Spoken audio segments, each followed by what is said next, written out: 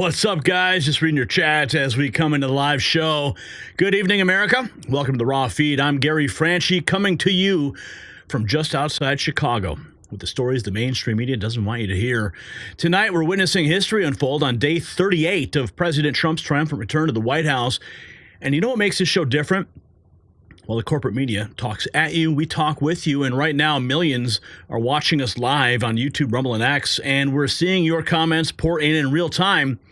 And while you're watching, do me a favor, bypass the algorithm by texting the stream to 5 friends right now, and confirm you've done so by just typing 1 in the chat room, because the tech overlords don't want this information spreading, but together we can outmaneuver their censorship. Now, if you want your voice heard by millions, there's no better way than our super chats and our Rumble rants. Will be featuring your comments on screen between segments.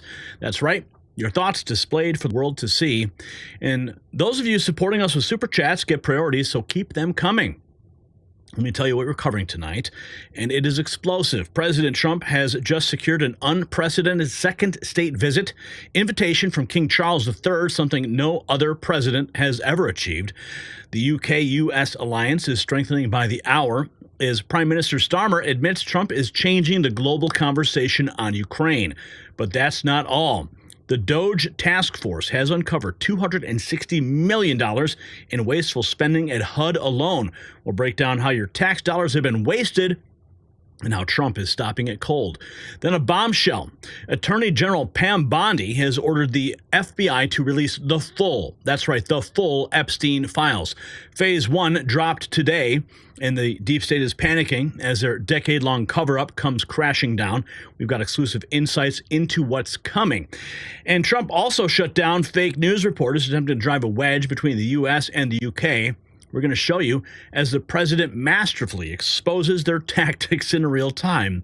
And finally, the border crisis is being addressed head-on as ICE doubles detention capacity in Newark while border agents intercept human smuggling operations in Texas. Now, I need to be straight with you. This show exists because of patriots like you.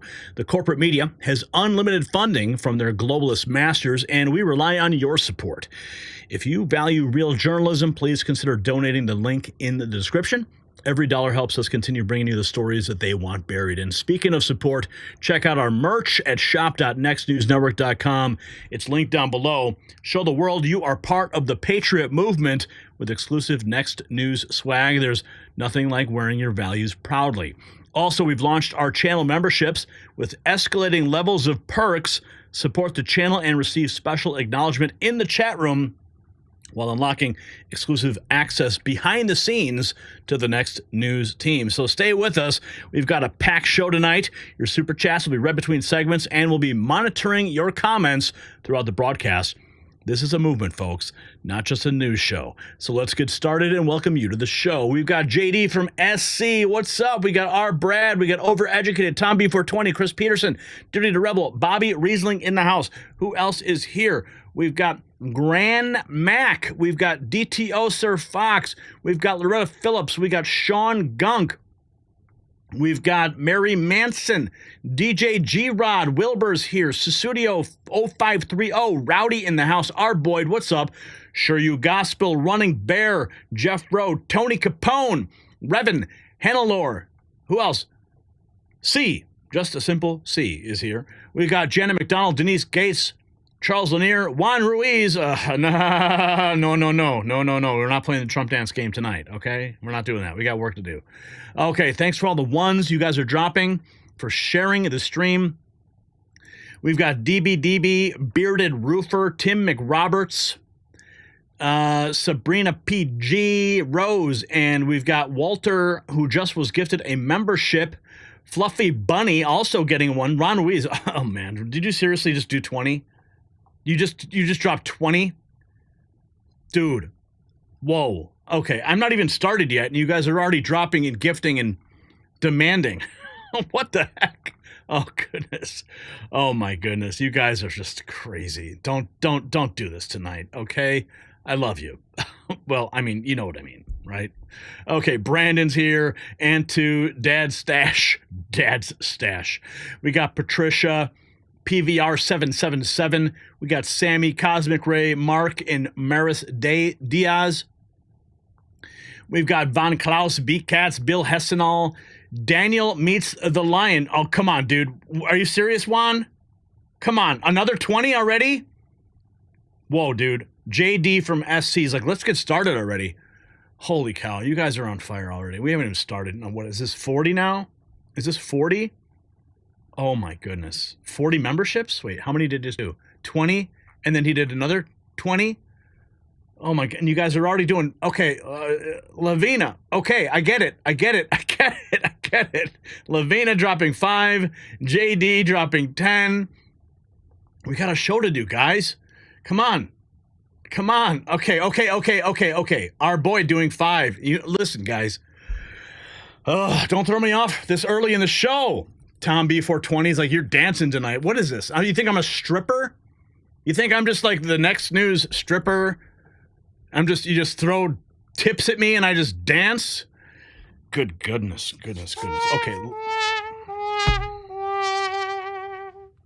Okay, you guys.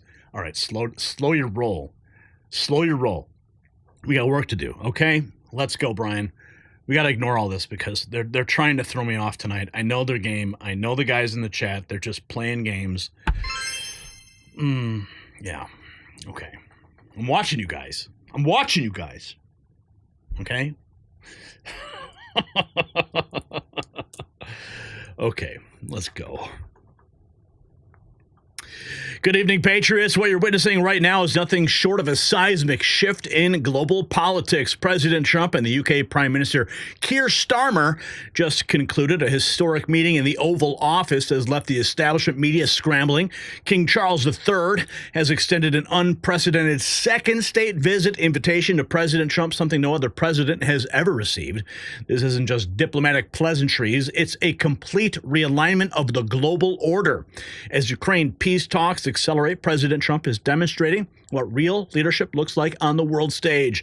The implications are massive, and tonight we'll break down why this matters to every single American. And as we begin 2025, one thing is clear: de-dollarization is accelerating. China and BRICS nations fear President Trump, making them more determined to reduce U.S. dollar dependence, and their secret weapon is gold. China has resumed buying while gold deliberately is underreporting their purchases. And why the secrecy? Well, they recognize gold's global value and ability to withstand economic shocks. It's tangible, reliable, and immune to manipulation. China and the BRICS countries are preparing. They just don't want it known. But this isn't just about nations, it's about you. In a world of shifting economic power, gold is your personal hedge against uncertainty, and Noble Gold Investments can help secure your future. Visit nextnewsgold.com. It's linked below. Call that number on the screen, though. 877-646-5347, and with a qualified account, receive 10 1-ounce silver American Eagle coins. That's nextnewsgold.com, linked in the description. Okay, let's get to the huge shakeup at the White House. That's right, Trump and UK Prime Minister Keir Starmer just held a historic Oval Office meeting. Major shifts on Ukraine, NATO, trade, a second Trump state visit. This changes everything. Let's break it all down. This was the post we made as it was all happening. Trump officially accepted an invitation from King Charles for a second UK visit. This is unprecedented. The UK is rolling out the red carpet for Trump, even bigger than last time. Global alliances are shifting fast. Starmer thanked Trump for changing the conversation on Ukraine, paving the way for peace talks. Trump said, "We are advanced on a deal. We're very advanced on a deal. Russia has been acting very well, and Trump is remaking and shaking the global order." Trump confirms Zelensky is coming to the White House on Friday. We are signing a very important agreement. It's a backstop. We'll have a lot of workers in Ukraine dealing with the rare earth minerals and resources. This is big news. Trump dropped a bombshell on NATO and Ukraine. No NATO membership. It's not happening. Biden floated it, and then the gun started. That was one of the primary reasons for the war. Trump is shutting it down. On Putin, he said, "I've known him a long time. I don't believe he will violate his word. We had to go through the Russia hoax together." That was a rigged deal against both of us. The real conclusion was inside the U.S. Trump is calling it like it is. And Trump said this: "We must make a deal first on peacekeeping." He said, "We're close, but we have to finish negotiations before discussing peacekeeping. We are talking with Russia and Ukraine." Trump is doing what Biden never could, delivering results. And trade and tariffs, Trump slams the EU, stating the EU has hammered us. 20% VAT lawsuits against Apple and Google blocking our agriculture, $350 million trade deficit, not good. Trump is going after Europe's trade abuses head on. No more weak deals, folks. Starmer distances the UK from the EU on trade, stating our trade is fair and balanced. In fact, the US has a surplus with the UK. We're different from the EU. This is big. The UK is siding closer to Trump than Brussels. EU is panicking. And now Trump is on the UK-US military alliance. The British don't need much help, but if they do, I'll always stand strong with the British. That's what he said. This is a strong statement. Trump is reaffirming the special relationship with the UK on his terms. In the AUK Security Pact, Trump initially forgot what it was, but later said, yes, we'll discuss it. We've had a great relationship with Australia. This could signal a major shift in Indo-Pacific strategy, so keep watching this space. And on the Diego Garcia base, Trump said we're talking about a 140-year lease, a very strong lease. I think will go along with it. UK, US are strengthening their strategic foothold in the Indian Ocean, another power move. And then there was a star-breaking story, Trump heading back to the UK. King Charles personally inviting Trump for an unprecedented second state visit. The Trump reset in U.S.-UK relation is full steam ahead.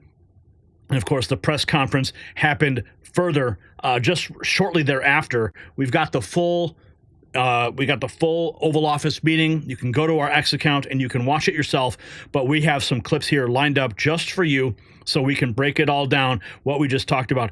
Here is the moment when they talked about, POTUS said it's a great honor to have Keir Starmer in the Oval Office. Thank you very much. It's a great honor to have Prime Minister Starmer in the Oval Office. It's a very special place, and he's a special man. And the United Kingdom is a wonderful country that I know very well. I'm there a lot.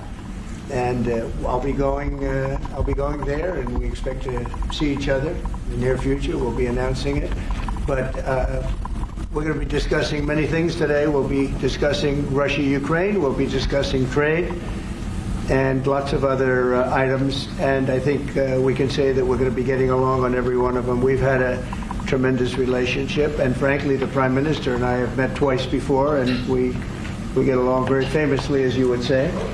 And I look forward to it very much. We look forward to the day and the meeting. We'll be having a luncheon after this, and then another work session. And I believe we're going to have a press conference at the end. So I look forward to it. And Mr. Prime Minister, thank you very much. Thank you very much. There we go. We got more, though. We also have from the press conference. Let's take a look. This is them, the Vice President, talking about the special relationship. The UK.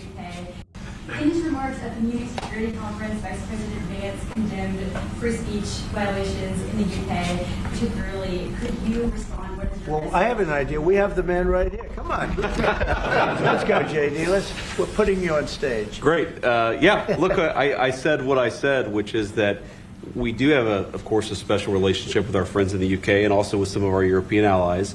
But we also know that there have been infringements on free speech that actually affect not just the British. Of course, what the British do in their own country is up to them, but also affect American technology companies and by extension, American citizens. So that is something that we'll talk about today at lunch.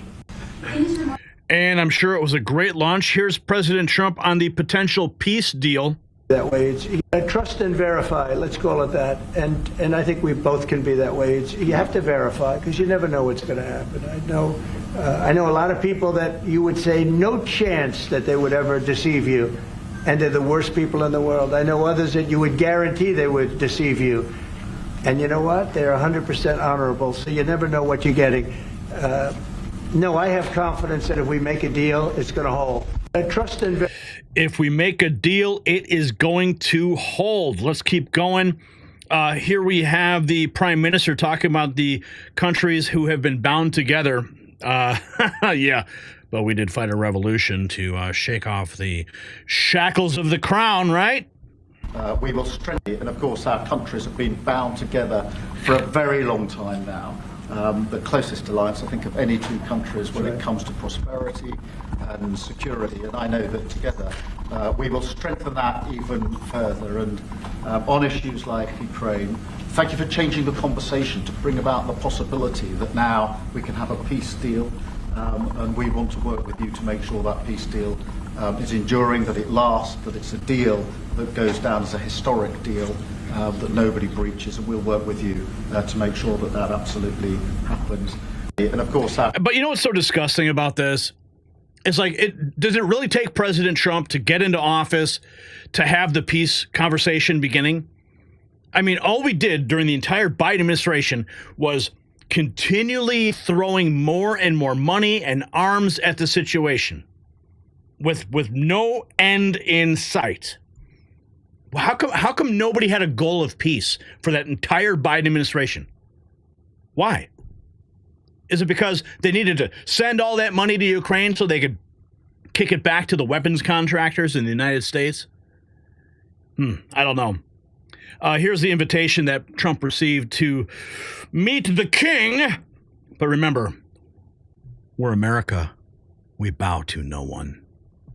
Say what that. He's a beautiful man, a wonderful man, and we appreciate it. I've known him, gotten to know him very well, actually. Yeah. First term and now second term. Perhaps you'd like to say what that very important paragraph. yes, so this is a letter from His Majesty the King. It's an invitation for a second state visit. This is really special. This has never happened before. This is unprecedented. And I think that just symbolises the strength of the relationship between us. So this is a very special letter. I think the last state visit was a tremendous success. His Majesty the King wants to make this even better than that. So this is truly historic, an unprecedented second state visit, and he wants to talk that through with you. And that says at Windsor. That's Yes. really something. Yes. What I haven't got yet is your answer. I do need to. The answer is yes. On behalf of our wonderful First Lady, Melania, and myself, the answer is yes, and we look forward to being there and honoring the King and honoring really your country. Your country is a fantastic country, and it'll be our honor to be there. Thank you very much. Well, thank you very much, Mr. President. I shall happily take that back to His Majesty. Good. Yeah, Keir Starmer, you can kneel before the crown, but we won't. Yeah, we'll show up, but hey, that's how it is. We've got this. This is President Trump on the problems with the EU. I've had problems with the EU because, and we're not talking about, we happen to have a great relationship with you, but we did have, and we do have problems with the EU because they've tariffed us. They do it in the form of a VAT tax, which is about 20%, and many other taxes. They sue our companies. They sued Apple, got 16 or 17 billion dollars, which was, I think, totally a ridiculous decision. And they're suing Google for a lot of money. They're suing a lot of other companies, and we don't like the way they're treating our people now. We don't like the way they're treating our companies. They sell us cars. We don't sell them cars. They don't take our cars. They don't take much of our agriculture. And we have a deficit with them of about $350 billion. So I wouldn't say it's been such a great relationship personally, but... Now, I'm going to pause this. They don't take our agriculture because it's all GMO garbage. Hopefully RFK Jr. will fix that. Other people did because it's politically correct to say that it's been good, but it hasn't been good. And we're going to change that. And we are going to have reciprocal tariffs. We're not going to have tariffs. We're going to have reciprocal. Whatever they charge us, we're going to charge them, which for many years, foolishly, I would have done that, but then all of a sudden we had COVID and we had other things to think about. So it took me a little while to get that on. But we had, in my first 4 years, we had the greatest economy in the history of, I think, the world, but certainly in the history of our country. I think we're going to have that again. But the EU was very, very tough on us from the standpoint of trade.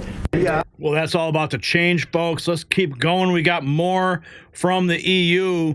A reporter asked, does this mean you're looking at sanctions on the UK? Good discussion. So does that mean there won't be any sanctions on the UK then? Well, I have to take a look. I mean, we're going to have a good discussion today, and we have some very talented people on the other side, and we have some people that probably aren't as talented as them, but they're pretty good. Marco, what do you think? Our people are pretty good. And no, we're going to have a good discussion, and we'll be talking about that. Let's keep going. Here's the UK Prime Minister praising President Trump for the peace negotiations. We got the deal. If we get it, it's going to be hugely important. I don't think it would have happened if the space hadn't been created for it by yourself. But if there's a deal in, we've got to make sure it's a deal that lasts, that is not temporary, that lasts, and that's why we need to make sure that it's secure, and we've lent in and said we'll play our part, and we've talked and we will talk about how we work with yourself, Mr. President, to ensure that this deal is something which is not violated, because it's very important that if there is a deal, we keep it. The deal... Yeah, we need to keep the peace deal going. Let's keep going. We've got more on the historic Oval Office meeting. Here is the moment when a reporter asked about the common ground with the Prime Minister. Mr. President, what do you get on most? What's your common ground with Keir Starmer? Because you're both from different political backgrounds. It's true. I think I can say this because we've known each other now really for a little while. This is not our first meeting, as you know. He loves his country, and so do I. That's our common theme. He loves his country, and I love our country. And we also have two countries that have gotten along for the longest period of time.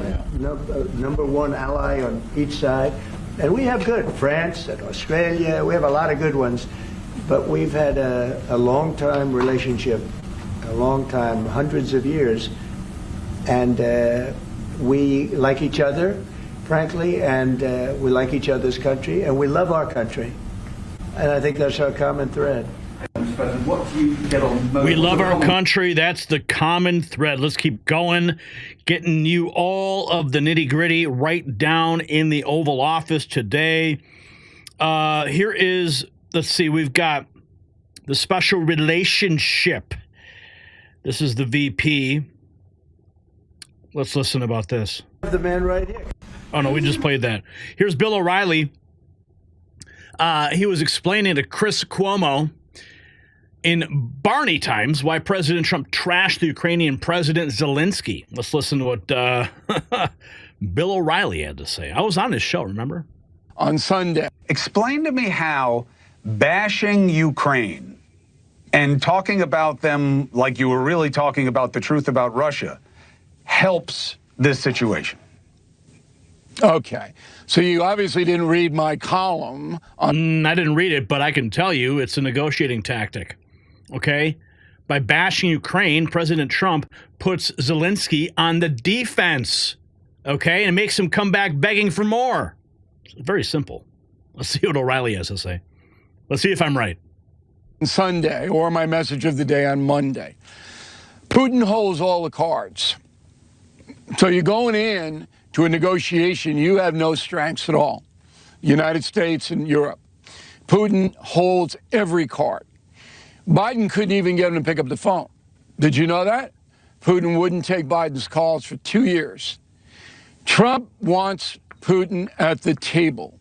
That's what this mineral deal was all about. That'll be signed tomorrow.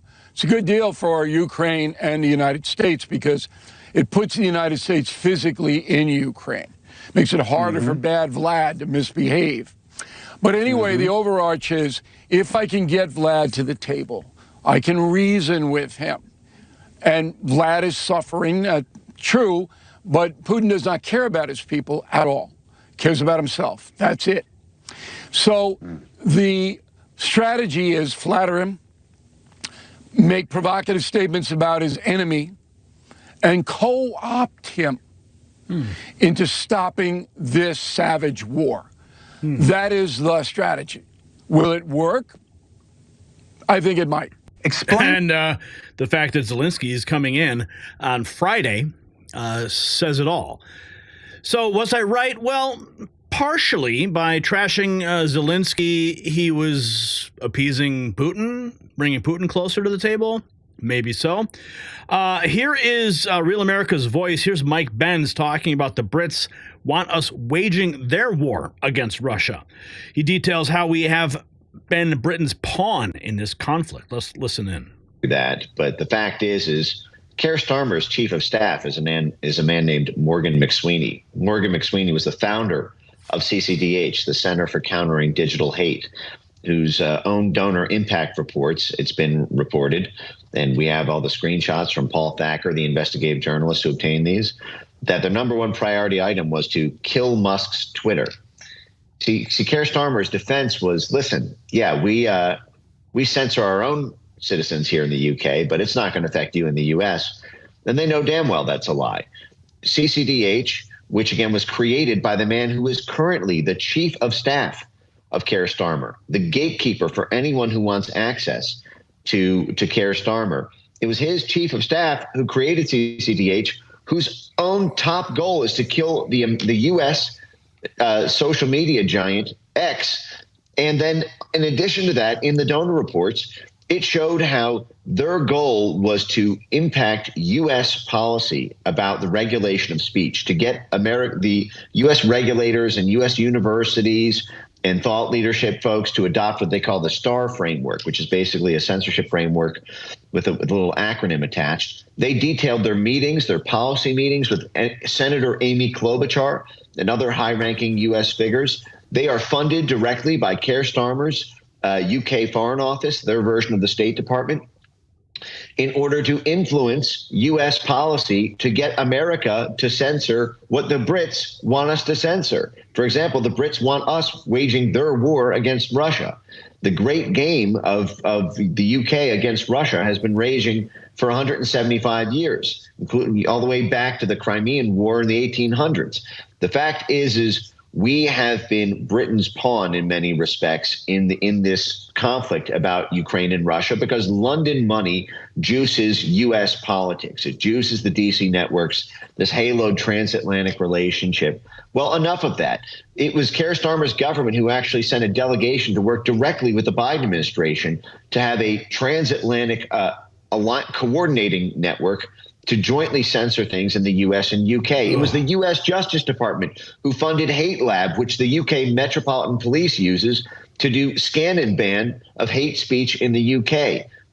I can go on and on and on. In those coordination meetings, the UK digital office actually preached to the Biden administration when they flew to the White House to do this transatlantic censorship meeting that the UK online harms bill would be a new novel legal innovation to be able to censor domestic political opponents, both in the UK, and it would have a whiplash effect on the Trump movement here in the US. And of course, it failed. President Trump won, and here we are. Now we have this. This is from Rapid Response. This is from 3 hours ago.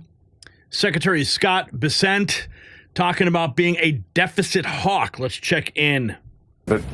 I'm a deficit hawk, but we are not going to be able to do this all at once. We are left with a terrible situation, 6.7%, 6.9% deficits to GDP, and we're going to bring this down slowly, reprivatize the American economy, reinvigorate the regulated banking system, and the private sector. I'm a deficit hawk.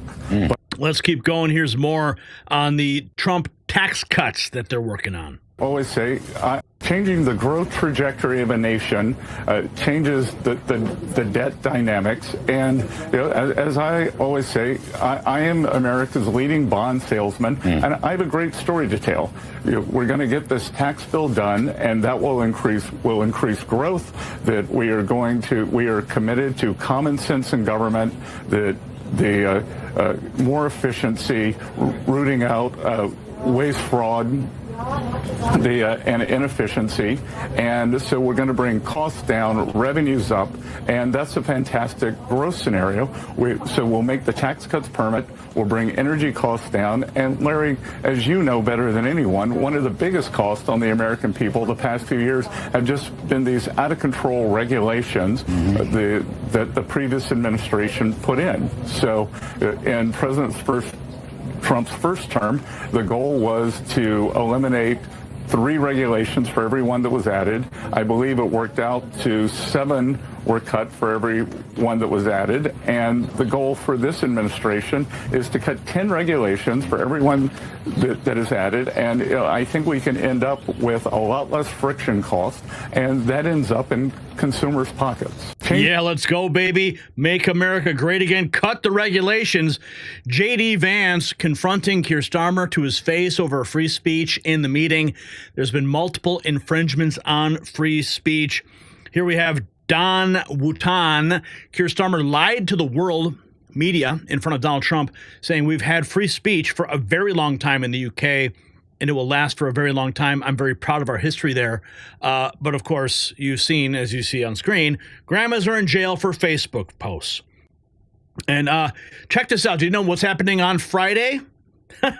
Liberals think they're going to win. I don't think so. Check this out. In case you haven't heard, this coming Friday is a total economic blackout. The idea here is that we as normal people, we do have power, and the power is through our dollars. So you spend $0 on Friday, February 28th. You don't go grocery shopping. You don't get gas. You don't buy anything on Amazon. You don't go to fast food. You don't go to Starbucks. You literally spend $0 this coming Friday for a full 24 hours. Again, this is Friday, February 28th. There's going to be more of these, but this is the first major one. So I hope you'll be willing to participate, because we do have power. The power is through our wallets. Yeah, and the power is actually in the majority, which we are in, and you guys can sit there and come up with all your crazy schemes all you want. All that's going to do, folks watching right now, go out and spend everything. Go to Starbucks, go to every place she just mentioned and get some coffee, do some shopping, and push back on this ridiculous stuff. We're in the majority, and they think they can control the economy by holding back. I don't think so. They will not win. Okay, we've got some more. We have to get into. Let's see. Here's Dan Bongino.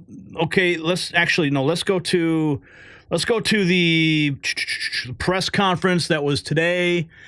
President Trump and Keir Starmer's joint press conference. Let's break it down. It was a historic meeting between the U.S. and U.K. It just wrapped. Trump accepted a second U.K. visit. Here's everything you need to know. He called the U.K. visit like no other. UK relationship like no other. Confirmed Churchill's bust is back in the Oval Office. We're keeping this alliance stronger than ever. Working on trade, defense, securing a lasting peace in Ukraine. Trump said we're closer than ever to a ceasefire.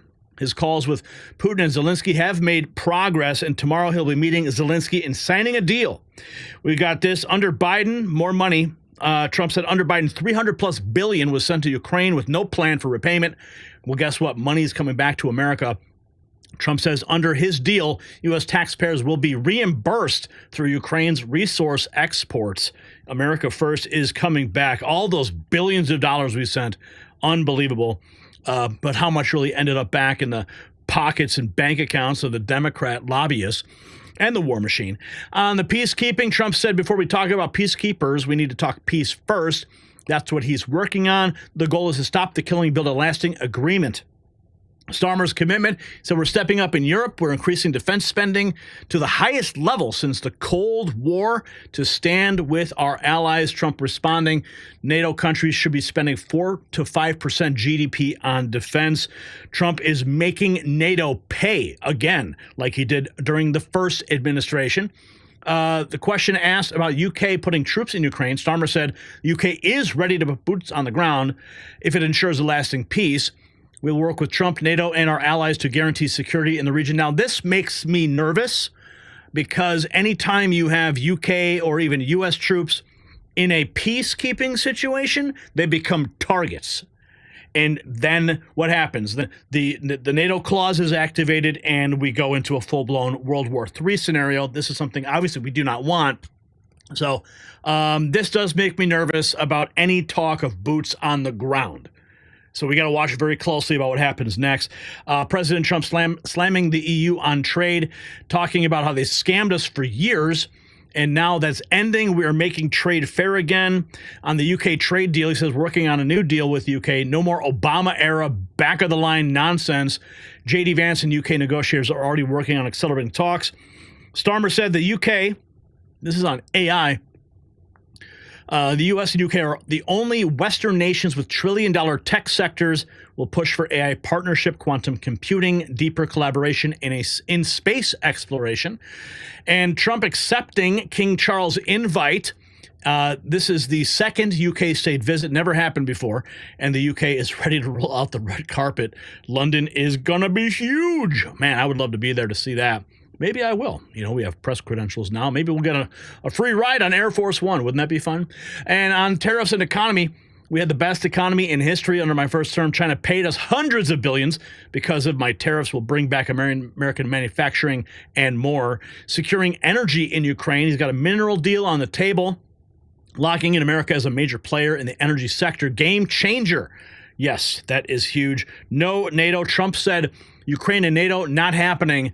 That's what started this war. We'll help end it. We are not escalating. Peace must last, and that's the priority. He did speak about Putin. I've known Putin for a long time. I believe he'll keep his word on the deal. We do not want endless war. Trump on the global economy. Europe is scrambling to catch up. Their economies are struggling while ours is booming. Starmer agrees UK trade is balanced, not like the EU. Trump reasserting U.S. dominance, something Joe Biden could never do. He said, we'll never be a laughingstock again. We'll use tariffs, trade deals, energy dominance to make America richer, stronger, and more independent. Biden's days of selling us out are over. Trump is talking about bringing back manufacturing, automotive chips, pharmaceuticals, bringing it all back. Tariffs will force companies to build in America. And Starmer says the UK is pushing for more domestic industry and jobs. America has Britain's back. Trump says the British have never needed much help, but if they do, we will be there. In the historic press conference, UK trade deal coming, massive Ukraine energy minerals deal, NATO funding boost, European peacekeeping talks, King Charles invites Trump to the UK, changing everything, and we've got the full press conference if you want to watch it on our X account. But let's get into the clips now. These are the moments here. This is when this is the formal moment at the press conference about the invitation by King Charles. Has never, very importantly, I was just notified by letter from King Charles that he's extended through the Prime Minister a historic second state visit to the United Kingdom. And that's a great honor because it's never happened before. One person has never been extended that honor, and I really do call it an honor, but it's not for me, it's for our country. It's respect for our country. So I just want to thank you, and I want to thank King Charles. Thank you very much, and we accept. We accept the invitation. Here is President Trump talking about the progress towards peace. Tomorrow, the progress toward peace will continue when President Zelensky visits the White House. He'll be here tomorrow in the early part of the day, and we'll be signing a historic agreement that will make the United States a major partner in developing Ukraine's minerals and rare earths and oil and gases, and we have a great understanding. I think it's going to be great for Ukraine. We're going to be at the site, and we'll be digging. We'll be digging. Dig we must. A big utility in New York contacted us, and they used to have a sign, dig we must, and we will be digging. But much of the European aid to Ukraine has been sent in the form of loans for which they expect to be paid back, and we didn't have that honor under the Biden administration. He sent money, or just sent it, money after money after money, and never had any knowledge of ever seeing it back. Maybe $300 to $350 billion, but under the breakthrough agreement, very unusual, which everyone said was difficult to get, but it's really very good for Ukraine and very good for us. The American taxpayers will now effectively be reimbursed for the money, and hundreds of billions of dollars poured into helping Ukraine defend itself, which by and of itself is a very worthy thing to do. We've paid far more than any other country, and with most of our support, it's been paid in military, the finest weapons anywhere in the world. This includes vast amounts of military hardware, ammunition, and various other things that we now have to start rebuilding our own stockpiles. Additionally, the minerals agreement will provide the basis for a more sustainable future relationship between the United States and Ukraine. and thus stimulate the long-term prosperity that will help the Ukrainians rebuild their country. It's been demolished. Tomorrow. And we have more. Here is here's the UK Prime Minister talking about President Trump.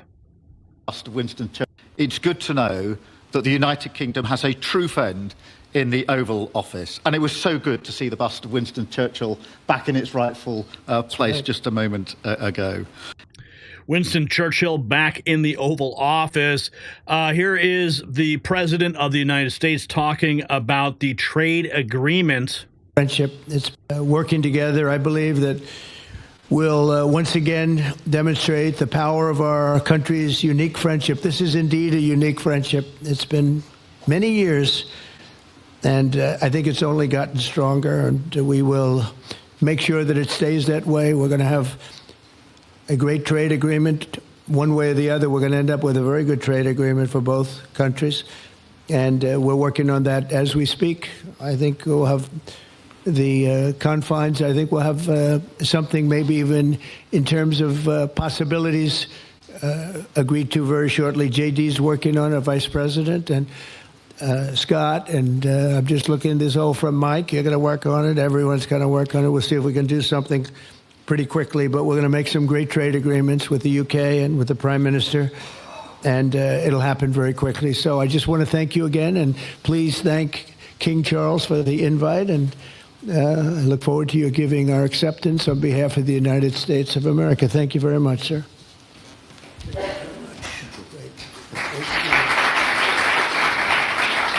That's always nice to see them shaking hands. Here we have a tremendous UK Prime Minister to Trump, a moment of tremendous opportunity.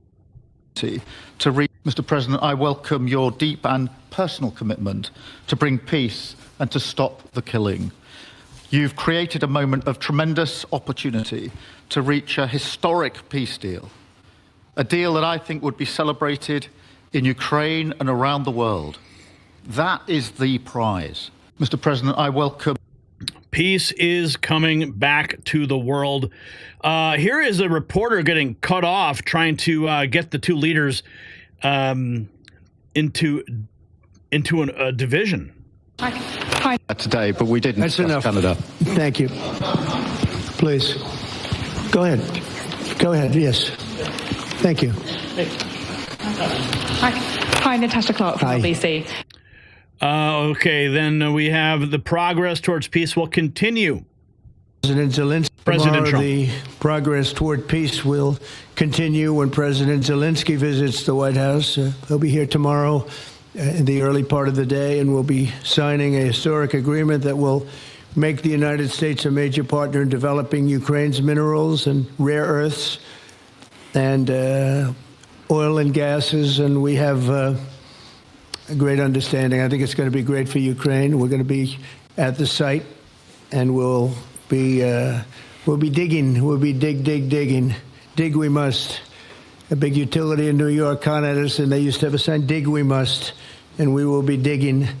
But much of the European aid to Ukraine has been sent in the form of loans for which they expect to be paid back, and we didn't have that honor under the Biden administration. He sent money, or just sent it, money after money after money, and never had any knowledge of ever seeing it back. Maybe $300 to $350 billion, but under the breakthrough agreement, very unusual, which everyone said was difficult to get, but it's really very good for Ukraine and very good for us. The American taxpayers will now effectively be reimbursed for the money, and hundreds of billions of dollars poured into helping Ukraine defend itself, which by and of itself is a very worthy thing to do. We've paid far more than any other country, and with most of our support, it's been paid in military, the finest weapons anywhere in the world. This includes vast amounts of military hardware, ammunition, and various other things that we now have to start rebuilding our own stockpiles. Additionally, the minerals agreement will provide the basis for a more sustainable future relationship between the United States and Ukraine. and thus stimulate the long-term prosperity that will help the Ukrainians rebuild their country. It's been demolished. Okay, what else have we got here? We've got, oh my goodness, reporter, do you support Article 5 of the NATO treaty? Are you concerned that, do you support Article 5 of the NATO treaty? And are you concerned that it might be triggered if European peacekeeping forces end up in Ukraine? Boom. Boom. Do you hear that question? That's exactly my concern that I raised about having boots on the ground. Holy cow. Okay, let's hear. Let's get the answer here. Peacekeeping forces end up in Ukraine. I support it. I don't think we're going to have any reason for it. I think we're going to have a very successful peace, and I think it's going to be a long-lasting peace, and I think it's going to happen hopefully quickly.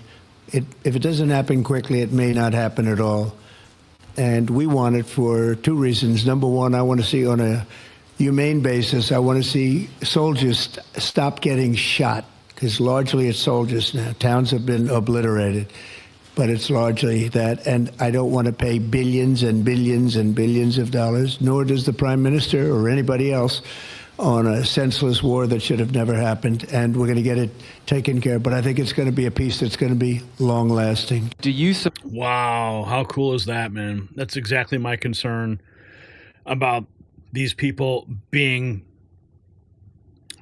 targets. Here's the president. More. And we look forward to welcome you in the United Kingdom. Thank you once again. Thank you very much. What a beautiful accent. I would have been president 20 years ago if I had that accent. Thank you very much. That's hilarious. That's hilarious. Okay, here's more talk on tariffs from the president. Billions of dollars. I use tariffs to even things up.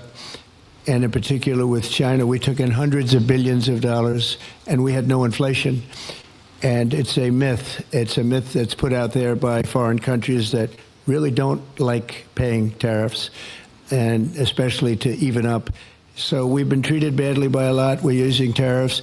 And I find, and you just have to look at the numbers, but I find that it's not about inflation. It's about fairness, and the inflation for us has not existed. And I don't think it's going to exist. We're going to bring our car industry back. We're going to bring our chips back. We're going to bring so many things back to our country, including pharmaceuticals and drugs. And the thing that's going to get us there is tariffs. And I say often it's my favorite word in the dictionary, but I always preface that by saying now, because I got into a lot of trouble with the fake news where they say that's not good. So I say God, love, family, wife, they're all my favorite words, but tariff is about number 4 or 5 on the list. But I will tell you, it's going to make our country rich, and it's going to stop us from being a laughingstock all over the world, because we have been taken advantage of like no country has ever been taken advantage of. Thank you. Yeah, and we've been taken advantage of because we've had inept leadership. Yeah, but that is all changing. President Trump, press conference, history being made today. So the ramifications of today's Trump-Starmer summit will echo for generations. We're seeing a complete reset of the special relationship between America and Britain. Prime Minister Starmer's acknowledgement that Trump has changed the conversation on Ukraine, it speaks volumes about the president's diplomatic prowess. And while the Biden administration funneled billions into a forever war, Trump is leveraging America's strength to force an actual peace deal. And tomorrow, President Zelensky arrives at the White House to sign a historic agreement making America a major partner in Ukraine's mineral development. This is not just diplomacy, it is strategic genius that protects American interests while stabilizing Europe. So the question is, why did the previous administration choose perpetual conflict over peace? Drop your comment below. And before you do, grab your Next News Network hat and show your support for real America First foreign policy. It's linked down below. Okay, guys, what's up? Let's see what's going on in the Super Chat world. 62 new members. I don't even know how you guys are. What are you guys doing? This is all Juan's making. I'm quite sure of that. All right. I love it, though. It's great to see all these new members, 62 new members. Now you guys have access to see some of the behind-the-scenes stuff. And speaking of behind the scenes, I will be going back to Washington, D.C. I've decided that I'm going to spend the entire next week in D.C. So this is going to be exciting. I'll be leaving Sunday, coming back on Saturday. So Monday through Friday, we will have complete remote broadcast of this show from Washington, D.C. You guys are asking me for the Trump dance. Okay. I can't. You guys are throwing me off here. So you'll see some behind the scenes stuff. That's what I always do. When I go to DC, I show you the behind the scenes. I put up the videos on the members only, and you'll be able to see it. Anyway, so now we have 62 new folks who will be able to see what's going on behind the scenes.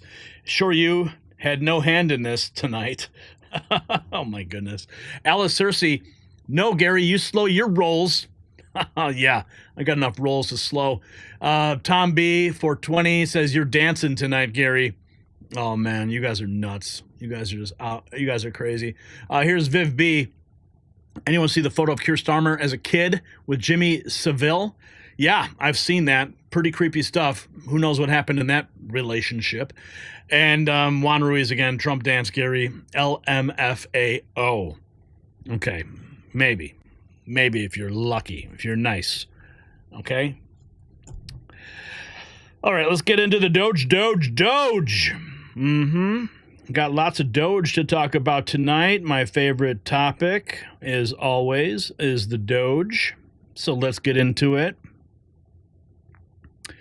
Oh, what? Uh-oh. Someone got in trouble. Okay, let's go.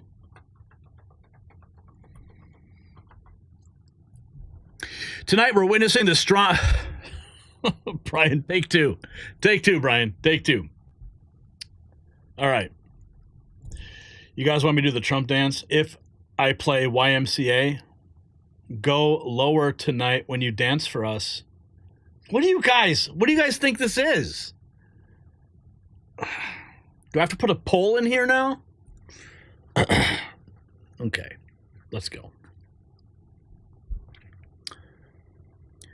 Tonight, we're witnessing the swamp drain in real time, and the establishment is panicking. President Trump's DOGE Task Force has uncovered a staggering $260 million in wasteful contracts at the Department of Housing and Urban Development alone.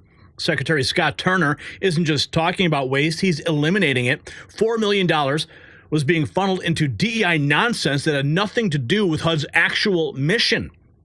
Meanwhile, USAID employees were given just 15 minutes to clear their desks today. The bureaucratic bloat is being slashed, and the career government employees who've been living off your tax dollars are having meltdowns on camera. This is what actual accountability looks like, my friends. And the Trump administration is cutting government waste. And similarly, it's time to address aging skin concerns efficiently. A breakthrough 2024 study shows that daily collagen dramatically reduces wrinkles and improves firmness, but not all collagen works. You need science-backed formulas. That's why I use this multi-collagen with 5 key types from 4 different sources, supporting everything from reducing wrinkles to improving elasticity. Using hydrolyzed peptides, it absorbs faster for maximum results while being non-GMO and free of artificial additives and containing no harmful hormones. It blends perfectly into any beverage without clumping or taste. So order today for 51% off during the special promotion. Free VIP coaching, a free ebook, free shipping, and a money-back guarantee. Each purchase also helps feed hungry children. That's right. Visit healthwithgary.com. It is linked down below. Okay, let's get into the Doge. My favorite topic of this administration so far. Man, we got this. This is an unbelievable clip we're going to play from my governor, Governor Pritzker. Holy cow, wait till you see this. But here it is. DOGE striking again, $260 million in waste exposed at HUD. HUD Secretary Scott Turner dropping a bombshell. DOGE Task Force uncovered $260 million in wasteful contracts. Let's listen. $9 billion You know, we have a DOGE Task Force at HUD, and so we found $260 million in savings and contracts. $4 million of that was in DEI contracts that were for culture transformation, which has nothing to do with the mission of HUD, and also an additional $1.9 billion in misplaced funds. And so, you know, part of being servant leaders like Brooke and I and our cabinet colleagues is to be good stewards of American taxpayer dollars. You know, It's about time that somebody had that mindset. Being good stewards of taxpayer dollars, not spending it on DEI nonsense. Let's continue. We've got a lot to cover in this segment tonight. This is from Libs of TikTok. The CIA leaks a warning to Trump. What? Elon Musk just posting this, calling it crazy. This is Jesse Waters. What's going on? Home to top leaders. But Intel doesn't like being told what to do. When they saw Musk with the chainsaw doging foreign aid, they started leaking to CNN. If you doge us, there will be consequences. On the CIA's 7th floor, home to top leadership, some officers are also quietly discussing how mass firings and the buyouts already offered to staff risk creating a group of disgruntled former employees who might be motivated to take what they know to a foreign intelligence service. The CIA is telling CNN that if their funding gets cut, they're going to sell state secrets to Russia. Who the hell hired these Benedict Arnolds? The CIA is supposed to be filled with patriots, not sellouts. Wow. And the FBI is up to no good, too. Michael Schellenberger is reporting a source inside the FBI says the Bureau is destroying evidence. Now we know what their accomplishments were last week. Dear Elon, I wiped the servers cleaner than crooked. Oh, that's horrible. Here's more. Mario Nafal. Here is the New York Times headline, The People Carrying Out Musk Plan at DOGE. New York Times targets DOGE employees. New York Times is putting the lives of DOGE employees at risk, exposing the people cutting the fraud, waste, and government bloat. He asks, why smear the people, saving taxpayer billions? Why push a hit piece instead of debating the actual spending cuts? They don't want transparency. They want to intimidate those dismantling the bureaucracy. This is not journalism. It's an attack on reform. But we expect nothing less from the New York Times. Here we have this from the U.S. Office of Personnel Management. This is an official account.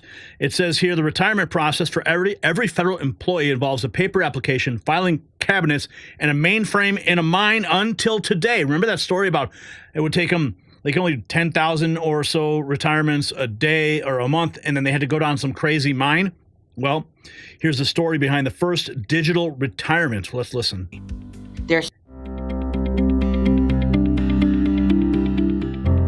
About a week ago, the administration came to us with a challenge, something we've never done before. Process a retiree end-to-end digitally without printing anything to paper. The deadline? In a week. The retirement services team approached this with boldness, competence, and caring. This is their story. There's so many parts of retirement process where even one sheet of paper with one missing signature could slow down the process. Even if we start in a digital path, we have to combine that with many of the, the paper documents that already exist. Did you see that guy? Looks like he's working from home, right? One of those work from home government employees? Yeah. These 26,000 filing cabinets store 400 million documents. Welcome to the mine in Boyers, Pennsylvania. So this is what a case jacket looks like. It's a file folder that contains all the paper documents.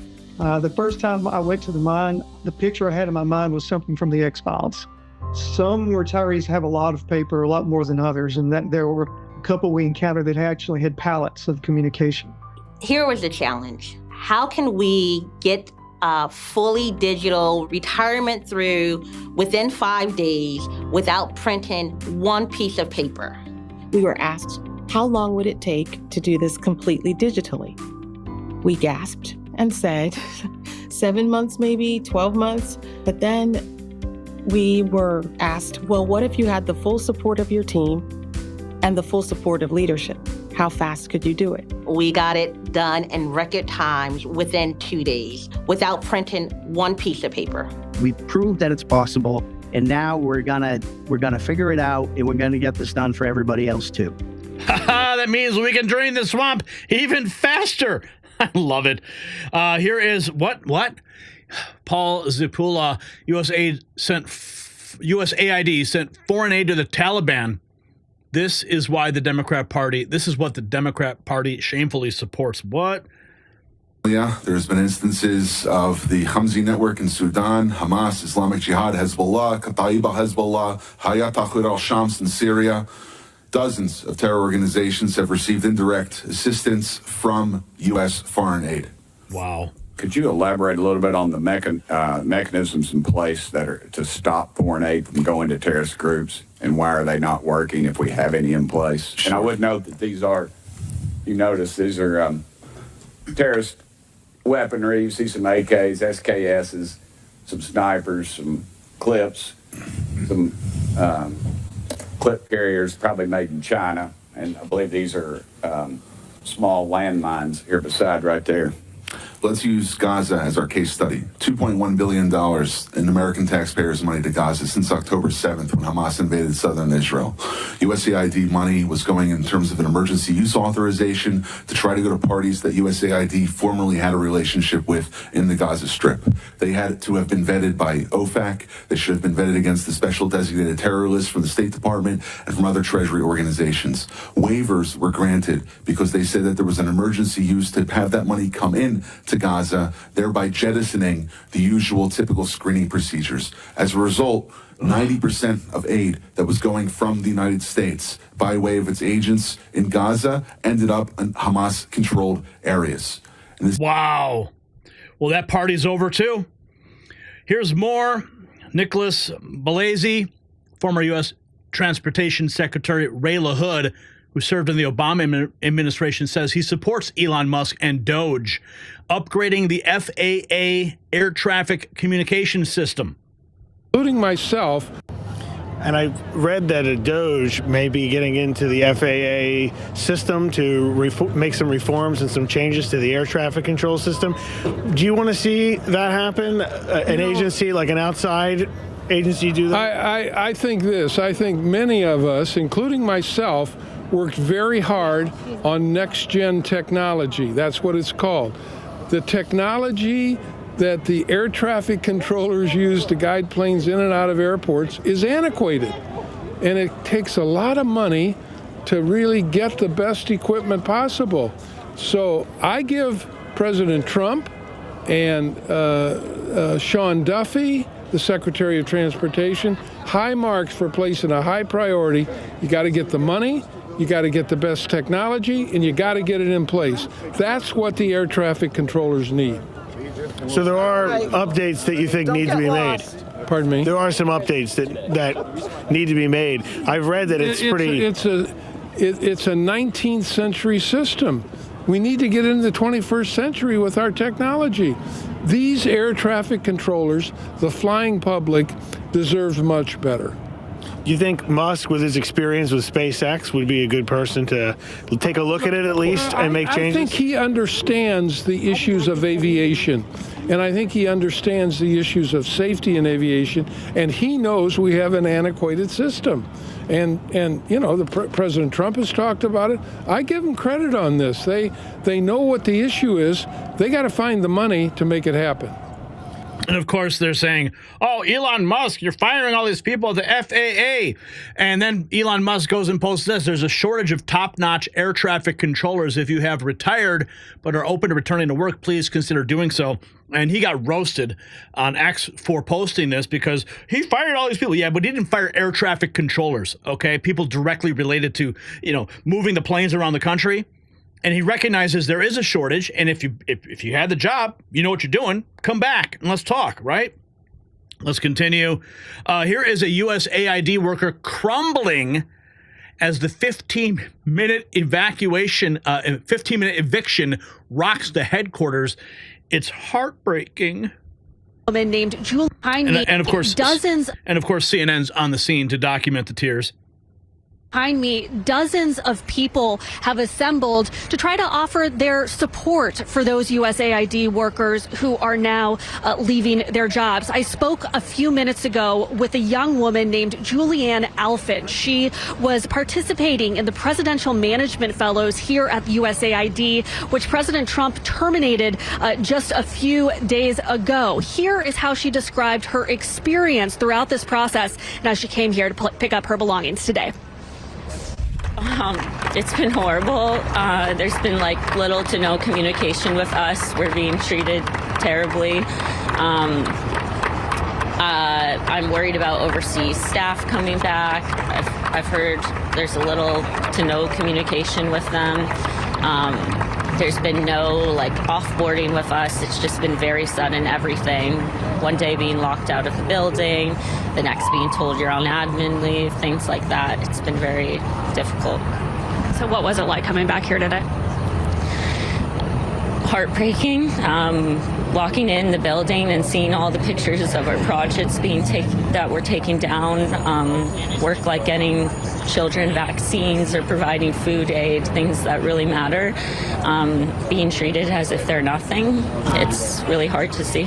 Behind me, dozens of people. Yeah, but if you're part of all of the government waste and fraud and abuse and you were sending money overseas to people that didn't deserve it, then, well, I'm sorry, you're going to have to go find a real job. Here we have this from Charles Downs.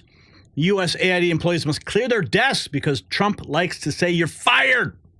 The employees.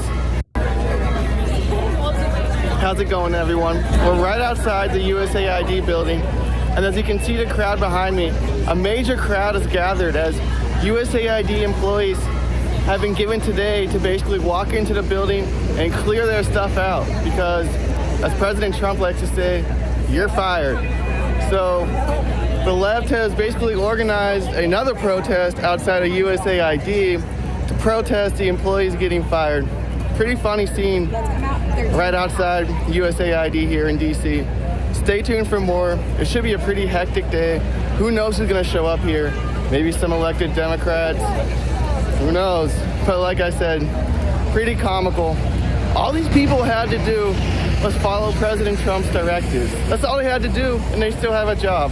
But yet, they couldn't do that. Now they're fired, and now they're playing the role of victims. It's a pretty remarkable scene here outside of USAID. Well, I mean, if there's one thing Democrats do best, it's play the victim, right? Yeah, play the victim card. Cry. Here's Hakeem Jeffries. 9 hours ago, Democrats are willing to work with any legitimate effort that is designed to root out waste. Let's see. Democrats are willing to work with any legitimate effort that is designed to root out waste, fraud, and abuse.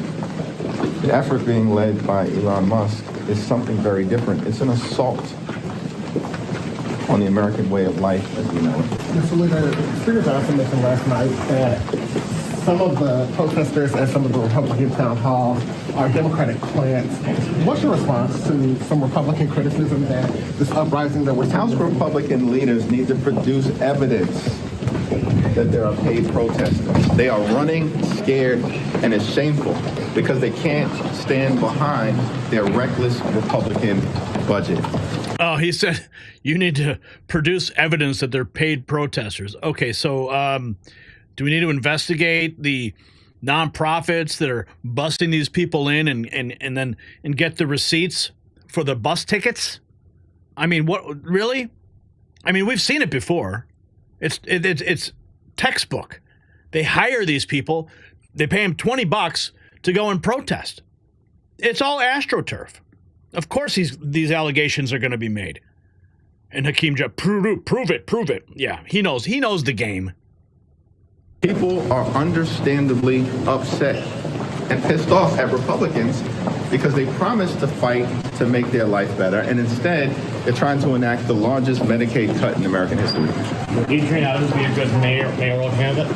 I have no comment on the mayor's race at this point. Yeah, he's talking about, they're going to make a Medicaid cut, the largest in history. More fear-mongering from Hakeem Jeffries, dime store Obama. Here's Vem Miller. Remember that guy? At the USAID building, watching the workers collect their work items. Fascinating interview. What? What's going on here? He says someone was touching his bags. Keep us safe. Yeah, we appreciate the work that you've done. We're going to keep fighting. This isn't happening in the dark. We're here. Americans are here watching what's happening. Are you social media? Yeah, social media. How you doing? So what's going on here? Yeah, she's you'll get better talking points from her. What's going on here? Okay, the beginning of the dismantling of the systems that support the U.S. government and support the citizens of this country by people who don't care about the people in this country and lied to us in the election. Right. Who are you with? What social media are you with? Sorry myself. to touch you. Just myself. yourself? Yeah. Yeah, I cover all the... What's myself? You have a name? My name is Dina. What's your name? My name is Vem. Hi, Vem. How you doing? I'm all right. Okay. So what's going on today? Why is everybody out here? 1,600 people have been fired, basically unceremoniously, from USAID. Without cause, with false accusations of fraud, waste, and abuse by an unelected, not nominated, not confirmed Nazi billionaire. And he has come in and been given the keys of the president to destroy our institutions. So I'm curious, could you name some of the things that's being done that's wrong? Going into the Treasury Department with people with no security clearances and getting on the computers, collecting Americans' data. Yeah. Coming into USAID, doing the same thing. Going over the... What I don't understand. What are you worried about? I'm not worried. I told you who I am. Who are you? My name is Van Miller. Yeah, and what's your social media handle? I mean, does it matter what? Well, you're asking me. You can look me up, Van Miller. I'm very. Okay, I'm doing it right now. Yeah. How do you spell Vim? Is it like just because I'm not? Oh yeah, they're gonna look up Vem Miller and they're gonna find out what happened when he was. Remember when he was accused of being an assassin of President Trump? Yeah, search up his name. Let's see what happens. Not necessarily politically aligned. Does that make me a threat? I didn't know you were in politics. And how do you know what my politics are? Well, you're calling Trump a traitor and Putin's puppet. I did not say I'm wearing, You're wearing a pin I am. That says that. You've just told you. So why do you do this? Like, what are you interested in? I'm just curious to your point of view. But I want to know, and to get your mic out of my face. Okay. The NBC didn't have to stick it. Represented by Ethan Behrman? Ethan Behrman, yeah, I am actually. Yeah, he's my lawyer. I'm the falsely accused third assassin. Yeah. Which, by the way, funny enough, I'm going after Republican candidates. So, which I'm a Republican, but I'm also going after a Republican candidate that's a piece of crap, basically. Yeah. I'm sorry what happened in Coachella. That sucks. I really appreciate it. It's funny. Even though I'm a Republican, you and I are completely misaligned politically. Yeah. But I'm really sorry what happened to you in Coachella. That was fucked up. You want to fly? Yes, I appreciate that. By the way, you have the right to to do what you do, and I appreciate that. But like, what happened? What that sheriff did to you? I hope you win your case. I appreciate that, man. What's your name, by the way? Scott. So yeah, I'm a Republican, but I'm also a Republican against real criminal Republicans like Chad Bianco, who likes to false accuse people and get famous off of character assassination. Yeah, he said you were trying to assassinate Trump at the time. You've seen the evidence of the truth, right? Yeah, you tried to turn in your weapons to the sheriff there in Coachella, and they arrested you. I drove up to an assassin. Yeah, because he was trying to. He really wants to be. Yeah, how do you know Ethan? Dude, I knew this was gonna happen. By the way, what a small world. I work with Ethan on some other projects, actually helping some of the workers here. So in this weird way, you and I are connected via a lawyer to the same kind of thing. It's just that you're approaching it from right wing and I'm approaching it from, I used to be a hardcore Democrat too. I'm more approaching it from the, I would like to think, personal liberty, constitutional rights, Second Amendment, First Amendment. I'm a media guy. So whenever, back in the day, I used to think Barack Obama was pro-Constitution and I actually supported him. I was... Okay, so check this out. I'm going to go ahead and repost this. There's about 5 more minutes left on this, but you can go watch it on our X account, Vem Miller. Damn, dude, I knew that was going to come up. I knew it. Holy cow, man. He's got some balls going out there. God bless him. Here we have this. Breach Democrat Congressman Jamie Raskin, a USAID recipient, they state. This is from Real Robert. The U.S. Agency for International Development provides humanitarian and development assistance for global communities. Well, let's just hear what he's saying. Oh, wait. And he was quote tweeting Elon Musk. What's going on? Musk thinking about and talking to, my friends at Democracy Defenders and other lawyers about is, could there be a nationwide class action lawsuit to follow up on last week's victories against Musk, against the Trump administration for this breach in computer security and the data of all American taxpayers? It could be a class action suit on behalf of all Americans. If the Proud Boys and the Oath Keepers want to opt out and they don't want their part of the money for the contamination of their data, fine, they can opt out. But really, it's a suit on behalf of everybody because that's our information. It doesn't belong to Elon Musk or his little midnight crew. It belongs to the people, and the government has to hold it in trust. Now, there's specific statutes which say that information can only be accessed for tax purposes, for the purposes of the internal revenue system, and for no other purposes. What are they using that information for? Thinking about. Oh, quit crying. Quit crying. What else have we got in the lineup here? Commerce Secretary Howard Lutnick announcing plans to use the Postal Service to conduct the census instead of wasting billions of dollars. So the concept was I'm sitting with the president and the costs of the post office are like it loses $7 billion. And he said, can you do something with it? And I said, sure. So I saw him the next day, goes, okay, what do you got? He gives me the whole 24 hours to figure it out. And I said, well, the Commerce Department does the census, and we spend $40 billion every 10 years doing the census. And that means we hire 625,000 people, and they go and they rent cars and gas, and you pay them food. And you know what they do? They go to every household in America and count the people. What department do we already have that already employs 625,000 people? It's got cars, already has gas, goes to every household. Can you imagine saying to your postman, can you count the people in the house? What day could he do the census? Monday? Could he double check it on Tuesday? How about Wednesday? He goes every day. So we can only save $40 billion or $4 billion a year, and we'll do a better job. And you know what else we can do with the post office? They can go to your house when you have a baby and give you the form for Social Security. And the 20,000 Social Security offices that we have, we just don't need them. We actually can do real customer service. Go right to your house. Someone died, here's the forms, you can fill it out. I'll bring them to your house. Customer service. Why? Wow. Because we've got those people. Let's use the assets of the government to make us better and save us money. We can be smart, We're allowed. Wow, that's totally profound. I mean, totally genius. Using the post office, who's already going to your house every single day, instead of paying all the census workers and the Social Security workers. Holy cow. I mean, common sense solutions. This is mind-blowing what's happening right now in this country, folks. I am so excited for it. Okay, here we have, let's see, man, there's so much to get to here. Okay, let's go to this. This is Sarah Roberts, who called for the elimination of Elon Musk, got a visit from the FBI. What happened? Well, she commented. We have a major update. 2 parts. Remember this lady? Elon Musk.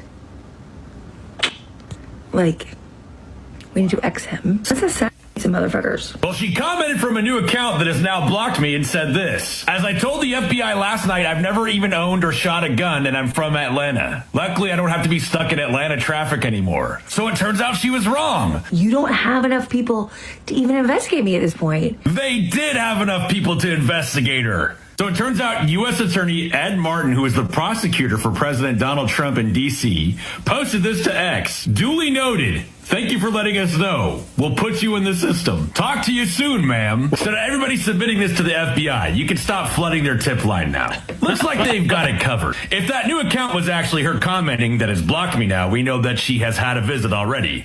And it seemed to garner the attention from U.S. Attorney not yet confirmed yet, Ed Martin. Hey, what is it you liberals always say? Freedom of speech, but not freedom of consequence. Also, I don't think direct threats fall under that. What do you guys think about all this? Let me know down below. Follow. That was awesome. Okay. We got something from Kevin O'Leary. Government waste exposed. Why we need KPIs for Washington. Let's see what Mr. Wonderful has to say.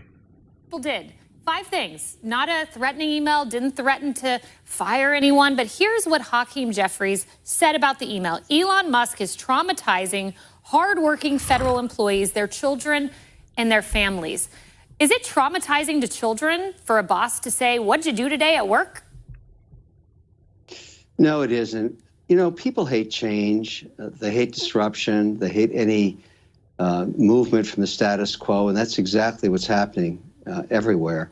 We're starting to question, for the first time in a long time, how government works, what metrics we have to test its success or failure.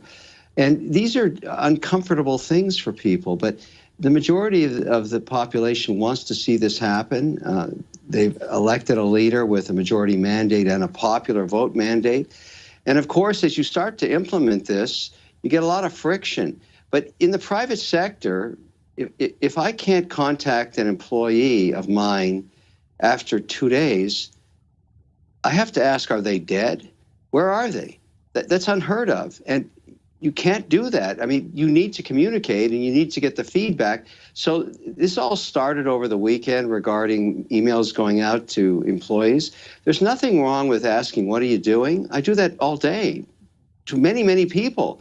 And I expect a response. And the CEOs I work with expect a response. This is all very good. And I understand the angst out there. And I have to tell you, you know, I work with Democrats and Republicans because I'm an investor. I don't have the choice to be partisan in my investment. I have to work with everybody. You mentioned Carville earlier. He's got a different problem. Democrats are, excuse my French, are really pissed off about the $1.5 billion they lost in this election. Mm-hmm. They want accountability on that too. The large donors are pissed.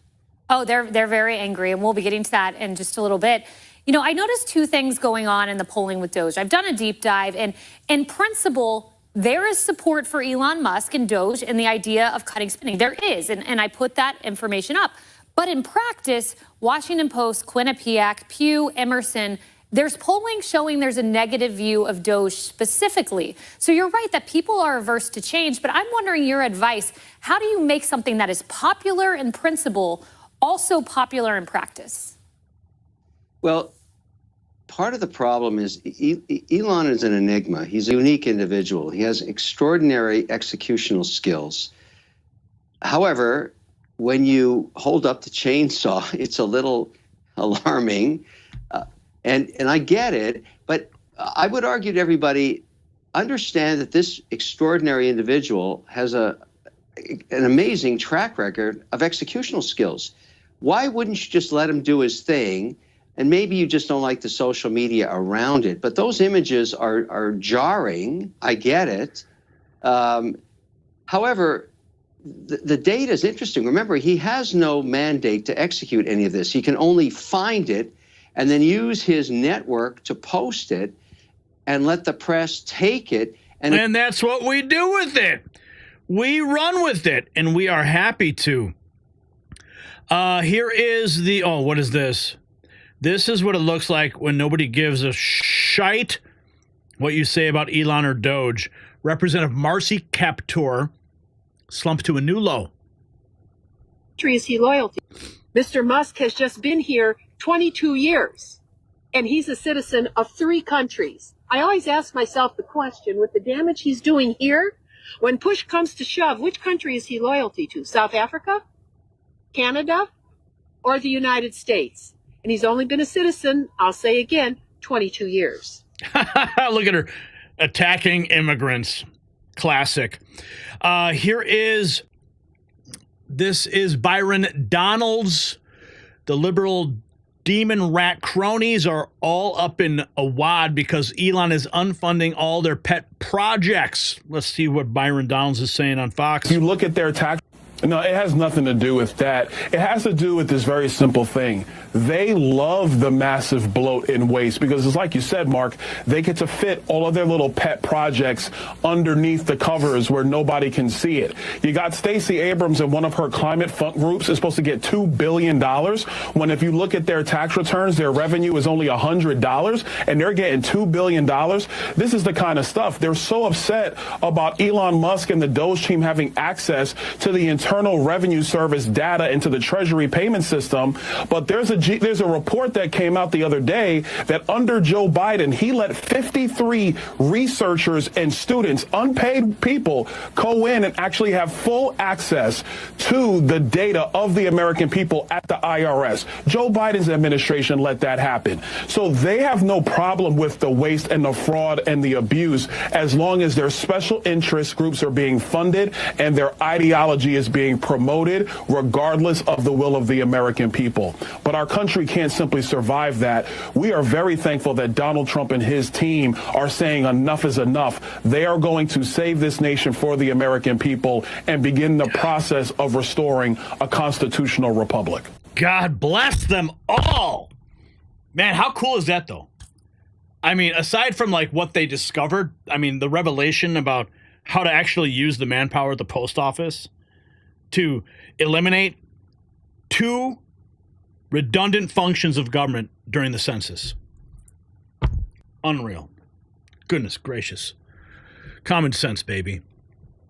So the DOGE Task Force is just getting started, Patriots. Commerce Secretary Howard Lutnick has unveiled a brilliant plan to use the Postal Service for census operation, potentially saving taxpayers $40 billion every decade. This is the kind of innovative thinking that has been completely absent from Washington for decades. But here's what the media won't tell you. Every dollar cut from wasteful government spending is a dollar that career bureaucrats can't use to control your life. The system is fighting back. Dime store Obama Hakeem Jeffries is already attacking Elon Musk's efficiency efforts. And the question that Americans should be asking is this, and I want you guys to answer it in the comments below.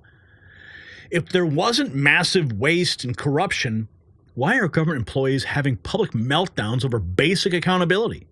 And where your support for government accountability with our exclusive Next News Network swag, it's linked down below at shop.nextnewsnetwork.com. All right. Looks like we're up to 82 members. I don't even know what you guys are out of control. Okay. Juan, I don't know what you're drinking tonight, but now you guys want wrenches? What, are we throwing out wrenches now too? Oh, you guys are crazy. My goodness. Let me see here. I don't know. I think there's a way I think you can see how many, I don't even know. We're probably like over 400 members now. That's just insane. That's really cool though. You guys are awesome. Hang on, let me see if there's super chats. Because when you guys do this with the members, it floods my screen and then I can't see all the super chats. Juan says MAGA for life, dropping $10. And DTO Sir Fox, $1. It's funny. The Dems seem so concerned with the privacy of our information when it comes to Trump-appointed Treasury employees, while our data is being sold daily to random people with no clearances at all. Alex Bleeping Jones says they would piss and moan if Trump cured cancer. Certainly they would. Now let's see if, okay, I think we got, really? Trump dance, $5. Thanks, Juan. JD from South Carolina wants me to put $1 in my garter. Dude, you guys are out of control tonight. What is up? Man, you guys are going to get me in trouble. Okay, we got more news to get to. Let's jump into where are we at today. We got, oh yes. Buckle up, folks. Buckle up. Pothead Kenny dropping $5. What's up? Told you, Gary, we love you. Yeppers. Thank you, Pothead Kenny. Okay, we got to get more news going on here. Let's go. Don't go anywhere. I know you're looking at, this guy's just rambling. No. Don't go. We're going to talk about Epstein now. Buckle up.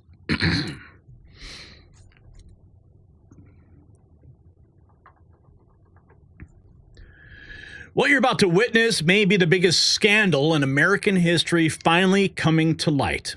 Attorney General Pam Bondi has just ordered the FBI to release all the Jeffrey Epstein files, and according to sources close to the investigation, the Bureau has been hiding thousands of pages of documents related to Epstein and his network of enablers and clients.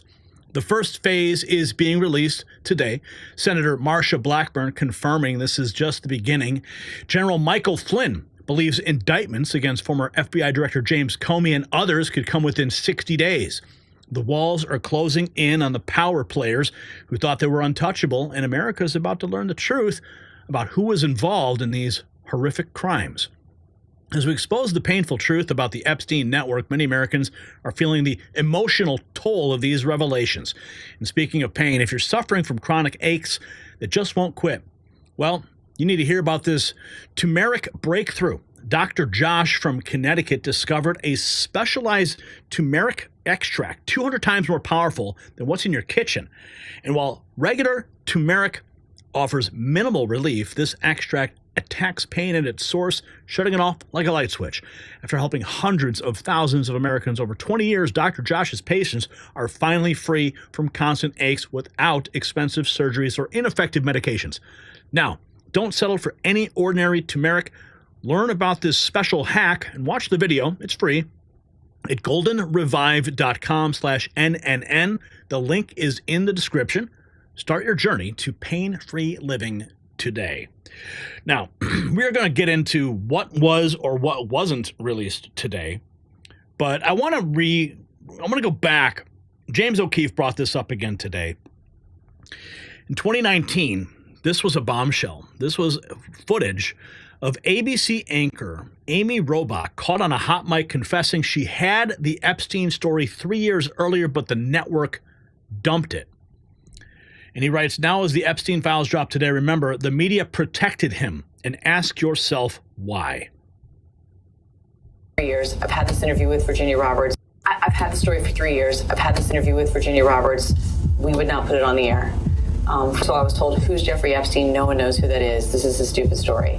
Then the palace found out that we had her whole allegations about Prince Andrew and threatened us a million different ways.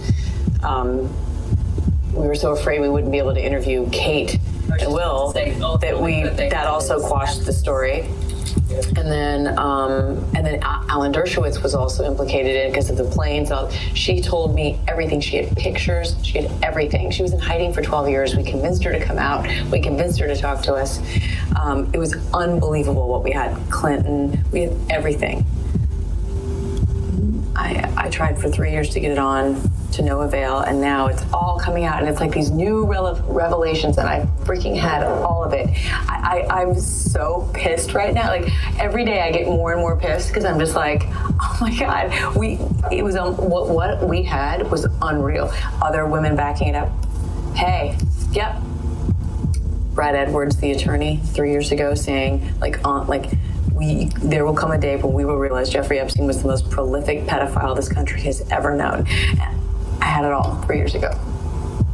Wow. Okay, so you may have seen this floating around today.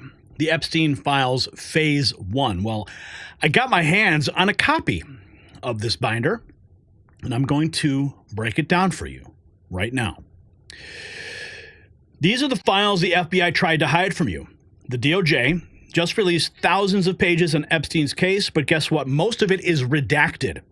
What are they hiding, and who are they protecting? Buckle up, because we're about to blow the lid off of this scandal. So the FBI sat on thousands of Epstein files for years. Who gave the order to hide them from the public? These documents reveal Epstein's powerful connections, but why most names are blacked out? Who are they covering for? Well, we've got the receipts. The documents confirm Epstein had Secret Service protection. Why? Who in our government was working with him instead of against him? What kind of elite sicko club was he running? We're looking at a cover-up of global proportions. Epstein's private flight logs were scrubbed in these files. Massive redactions cover the names of high-profile passengers. Why is the FBI so desperate to erase these records? Who was on that plane? Clinton? Gates? Royalty? Who? The FBI was forced to hand over the files. Attorney General Pam Bondi ordered them to release everything after learning they were hiding thousands of Epstein-related documents. This was never supposed to be seen by the public.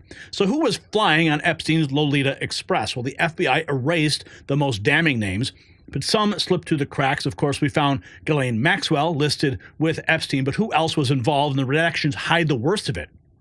Secret Service, FBI, intelligence services, the deep state was protecting Epstein. This wasn't about covering up his crimes. It was about covering up who he was working for. This goes all the way to the top. There's a list of over 200 names, and buried in the files is a list of Epstein's contacts, masseuses, associates, and it's completely redacted. The question is why? Who's in on it? The FBI doesn't redact nobody's. These are people in power. Okay, so see, here's some of the names that slipped through the cracks. Ghislaine Maxwell, of course, we already know who she is. Secret Service escorts, the question is why. Tim Newcomb, I don't know who that is. Joe Quigomo, don't know who that is. Charles Pima, mysterious connection. Who are these people? We're going to continue to dig. The FBI's own files admit Epstein had direct ties to government officials. They claim it was for monitoring, but the evidence suggests protection. Why was he an asset? Was he feeding them information? And the timeline doesn't add up. The FBI first claimed they gave the full set of Epstein files years ago. Then they got caught withholding thousands of pages. Who made the call to keep them hidden? Heads certainly need to roll. Now imagine the biggest blackmail operation in human history. Now imagine that our own government helped to cover it up.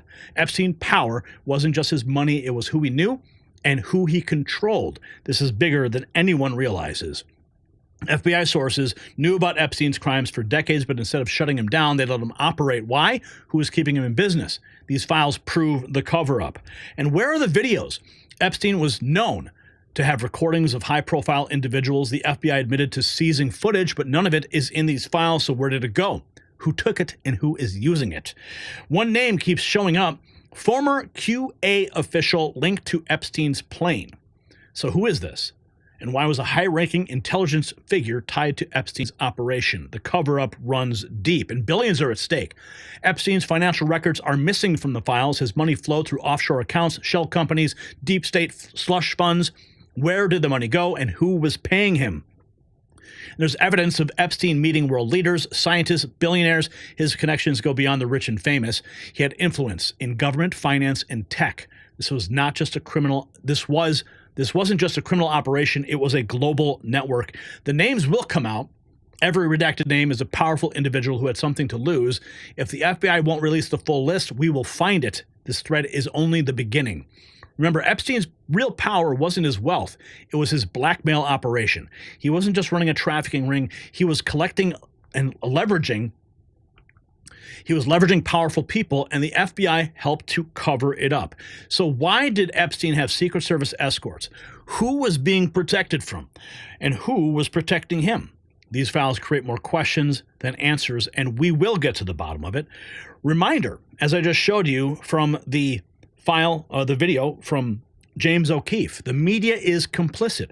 Every major news outlet buried the story for years. Why? Because the same people who run the media are the same people who were on those flights. This is the biggest cover-up in history.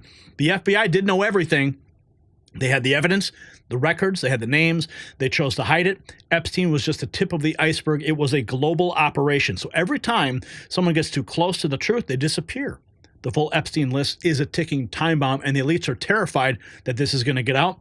But we're going to expose the truth no matter what. So don't let them bury this.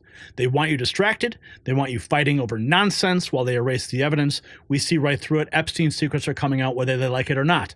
This is only the beginning. We will not stop until the full list is exposed. Follow us to stay ahead of the cover-up. The truth is coming out and they can't stop it. Share this thread now. And here it is, the full Epstein files. They tried to hide it. They failed. We have the DOJ's Jeffrey Epstein files, thousands of pages the FBI never wanted you to see. Here is the link. It's on the screen. You can go to our X account and you can download it right now before it disappears. And here is just one page that was not redacted. Okay, we're going to continue digging more because this story is not over yet. Okay, we've got Cindy McCain. We all knew about him. We knew what he was doing. Cindy McCain. He was doing. He hides in plain sight. Epstein was hiding in plain sight. We all knew about him. We all knew what he was doing. But we had no one that was, legal aspect that would go after him. They were afraid of him. For whatever reason, they were afraid of him. Yeah, I could only imagine why they were afraid of him. Beard Vet says, so the CIA has told CNN that their funding is cut, they will sell state secrets. This is not insubordination, it's treason. Hang on, I want to get to this other point here. This is, we got this clip here from General Flynn. We're going to go into that in a moment here and see what he had to say. But this is what happened earlier today. A group of influencers who were at the White House all received these binders. Unfortunately, I was not there for this moment, but I did get access to the contents of the binders, and that's what I'm breaking down for you now.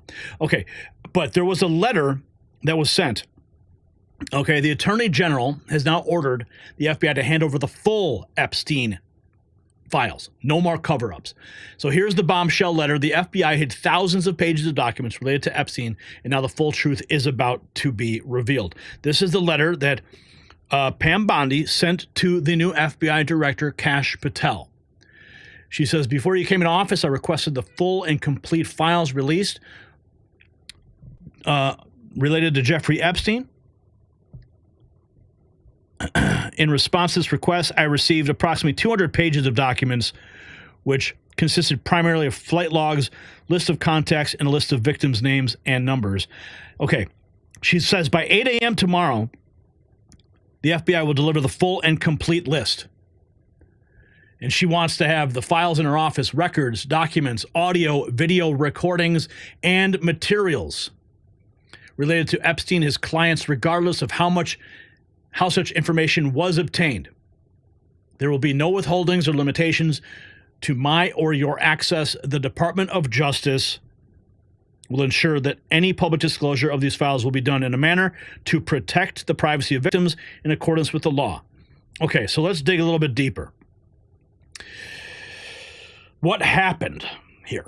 Everybody is freaking out because when all those influencers were holding these things, those influencers are getting mocked because they're like, oh, you got nothing.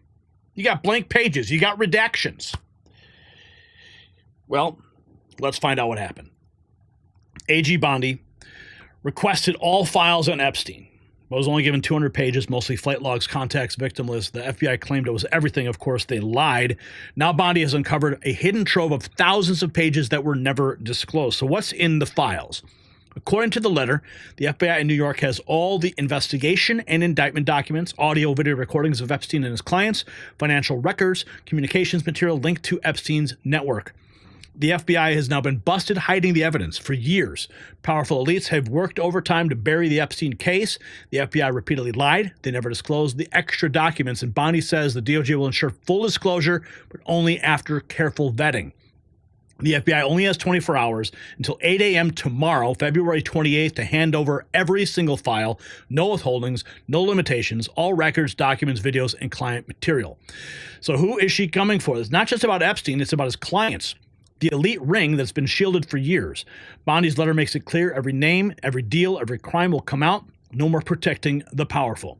And the cover-up is collapsing. Bondi also ordered an immediate investigation into why the FBI ignored her original request, who covered it up, and what disciplinary action will be taken. She demands a full report in 14 days. So 14 days from tomorrow, heads are going to roll. Remember this, Epstein did not act alone. He did not do something to himself. And there are powerful people terrified of what's coming. The FBI has been hiding the truth, and now it is coming out. The dam is breaking. Who will be exposed? That's the big question. She said, we are committed to transparency for the American people.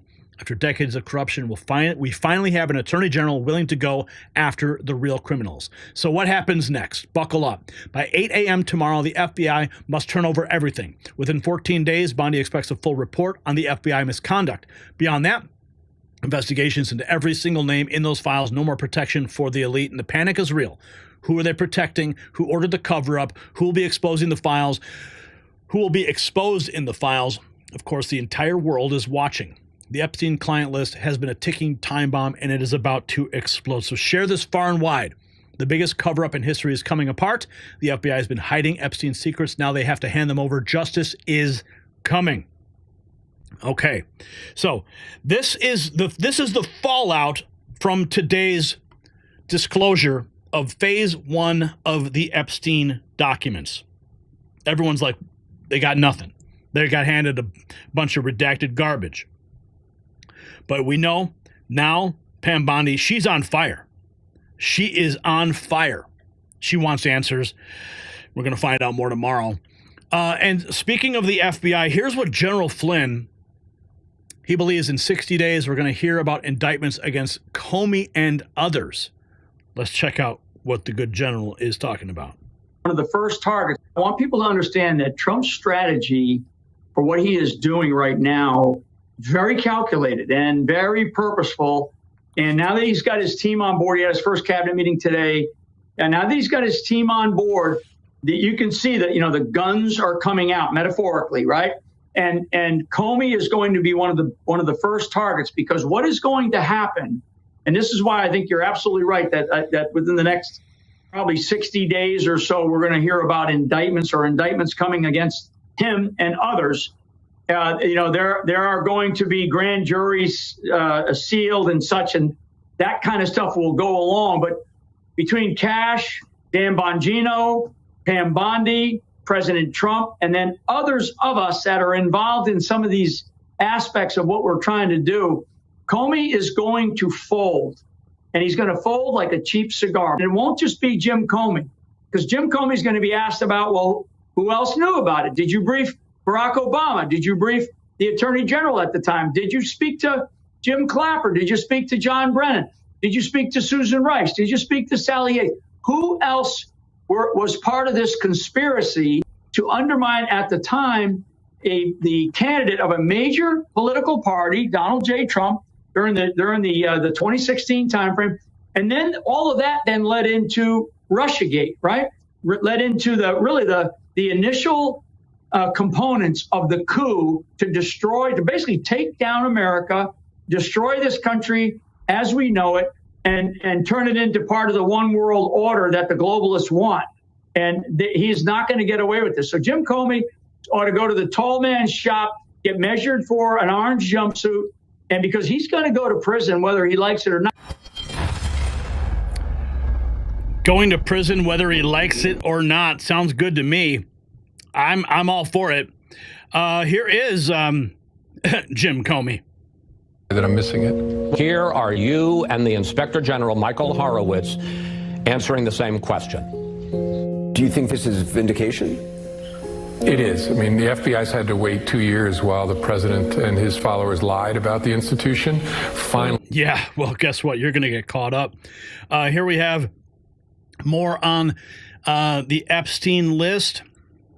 This is from Jesse Waters. He goes, well, you're trafficking. I said, kidnapping ring.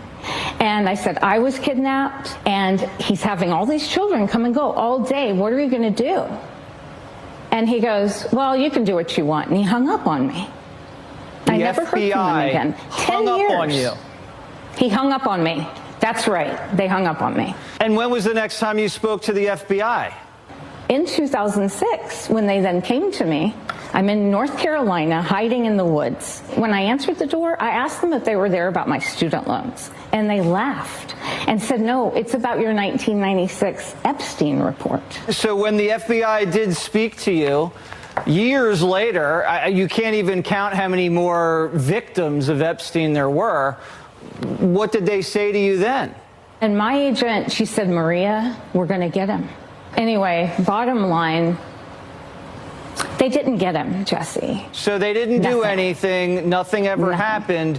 Chris Wray is now the director of the FBI. What would you tell him if you saw him? Christopher Wray, I want you to look me in the eye, and I want you to apologize to me. I want you to say, Maria, I am so sorry you lost your youth. I am so sorry you were being mocked right now online because we won't release your 1996 report. So we're essentially lying about you. We're essentially saying You're worthless, and we don't care about you. And that's how I feel. I want Christopher Wray to say, I'm so sorry we've treated you like you're worthless. I'm so sorry we didn't do our job for the American people. Jennifer. Well, looks like we're finally going to get some justice for some of these victims. Here's Senator Marsha Blackburn saying the file released is just phase 1. PM Bondi revealed a letter to FBI Director Kash Patel demanding the full release of the unredacted Jeffrey Epstein records.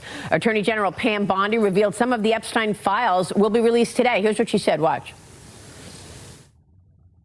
This will make you sick. 200 victims. 200. So we have well over 250 actually. So we have to make sure that their identity is protected and their personal information. What you're going to see hopefully tomorrow is a lot of flight logs, a lot of names, a lot of information, but it's pretty sick what that man did. Senator, you said you're going to release what you know. What can you tell us? Yes, indeed, and I've been so pleased that AG Bondi and Director Patel have worked with me on this. As she said, we have to make certain that these victims, and it is over 250, that their names are redacted, they are protected. And Maria, this is going to be a phase 1 release in short order. I will have the hard copy in my hand. AG Bondi is responsible for what will be the public release on this. She has worked diligently on this and so appreciative that we can begin to get this information, that we can begin to break apart what became a global human trafficking, sex trafficking ring, about $150 billion a year business. It is time to get some justice for these victims, for these women and children, and this will be a phase 1 release. There will be more to come. There will be more to come, and we're going to find out tomorrow. This is only phase 1. This was posted 14 hours ago. Trump on his opinion of Epstein. This was from 2019. Many years. I was not a fan of Jeffrey Epstein, and you watched people yesterday saying that I threw him out of a club. I didn't want anything to do with him. That was many years ago. It shows you one thing, that I have good taste, okay? Now, other people, they went all over with him. They went to his island. They went all over the place. He was very well known in Palm Beach. His island, whatever his island was, wherever it is, I was never there. Find out the people that went to the island. But Jeffrey Epstein was not somebody that I respected. I threw him out. In fact, I think the great James Patterson, who's a member of Mar-a-Lago, made a statement yesterday that many years ago I threw him out. I'm not a fan of Jeffrey Epstein. Not a fan. He threw him out. Okay, we've got we got the Cindy McCain. Okay, Reuters reports FBI Chief Kash Patel. Oh, this is FBI related. Kash Patel is considering having the UFC train FBI agents in martial arts. Oh, that's wild. Kash Patel wants the Bureau to establish a formal relationship with the UFC to develop programs for agents to improve their physical fitness. I'm sure that won't be very difficult. Let's see what else is going on here. Okay, this is that moment again when the folks received the binder. This is a group of people, DC Drano, exiting the West Wing, smiling and waving binders, the Epstein Files Phase 1. Here's more from that letter. Attorney General Pam Bondi reveals in a letter to FBI Director Kash Patel what the FBI is withholding, that the FBI is withholding the actual documents from her. So we're going to wait and find out. This is from 9 hours ago, MAGA Voice. This is Alina Habba talking with Piers Morgan. Worse than anyone realized. Jeffrey Epstein files, we're told, are to be imminently unleashed. And already we saw the Attorney General Pam Bondi say that the scale of what happened is far worse than anyone realized. Well over 200, maybe 250 victims, and that we're going to get information either later today or tomorrow from these files. What can you tell me about that? I believe it will be today. I was just with, I saw Pam and Cash in the White House just before coming on your show. And I can tell you that I haven't been privy to it yet, but I know it is coming out. They will be taking portions of it. We have to be patient. And I said this last night at a dinner with some media. And I said, I think America needs to remember one thing. We are going to be promises made, promises kept. But when you're dealing with victims, and by the way, this is a perfect example of a case that was vetted, that went through trial, that had testimony, and was prosecuted the right way. I don't preemptively attack. That's just not the way I operate. But in this case, in Epstein's case, it is incredibly disturbing. We have flight logs, we have information, names that will come out. Is it going to be shocking? I don't see how it's not shocking that there were so many individuals that were hidden and kept secret and not been held accountable. Let's talk about the reverse. I believe in accountability. So you have to now go through your process. Now, I won't say they're guilty until they go through their time in court. But again, now it's time for accountability. We have seen for so many years, Pierce, in this country, many investigations, subpoenas, testimonies in Congress, et cetera, et cetera. But there's a general frustration with accountability. We take it halfway, we don't take it home. And I really believe that now with Cash and Pam, there will be accountability. And we know that only one person so far has actually gone to prison over that whole scandal. It was Ghislaine Maxwell, the former lover of Jeffrey Epstein. No man so far has actually been put in prison as a result of what happened. Do you think by releasing information from these files, we are likely to see criminal actions being taken? Absolutely. Really? I think it would be negligent for us not to. You have to hold individuals who are indeed rapists accountable. We have to have them tried, in my opinion. And I do believe in that. You know, nobody should be just dismissed.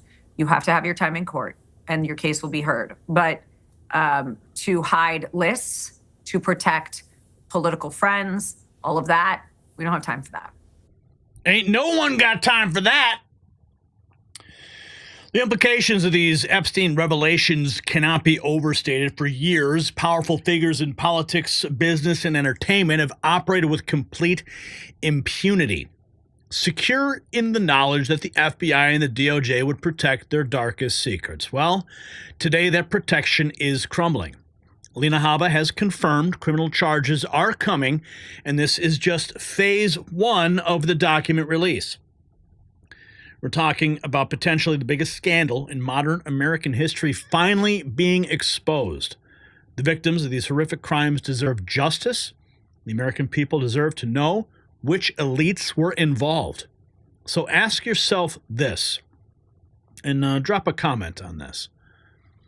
Why has it taken a complete overhaul of the DOJ leadership to finally get these documents released? What does that tell you about the depth of corruption in our justice system? And show your support for transparency with our Next News Network gear.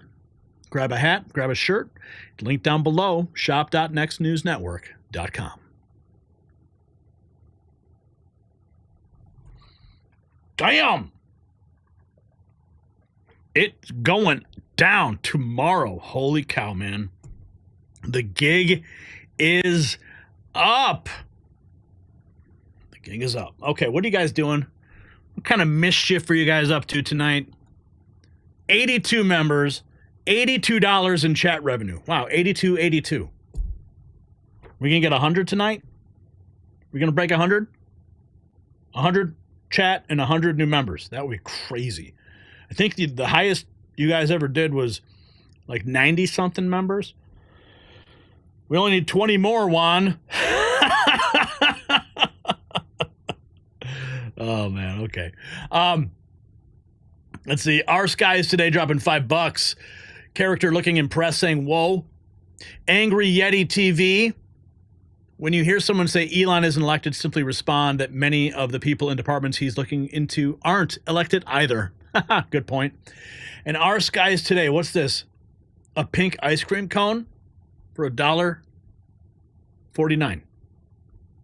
Okay.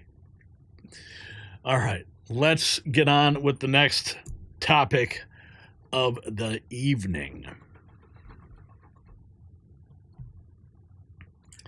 Tonight, we're witnessing the complete meltdown of the fake news industrial complex in real time.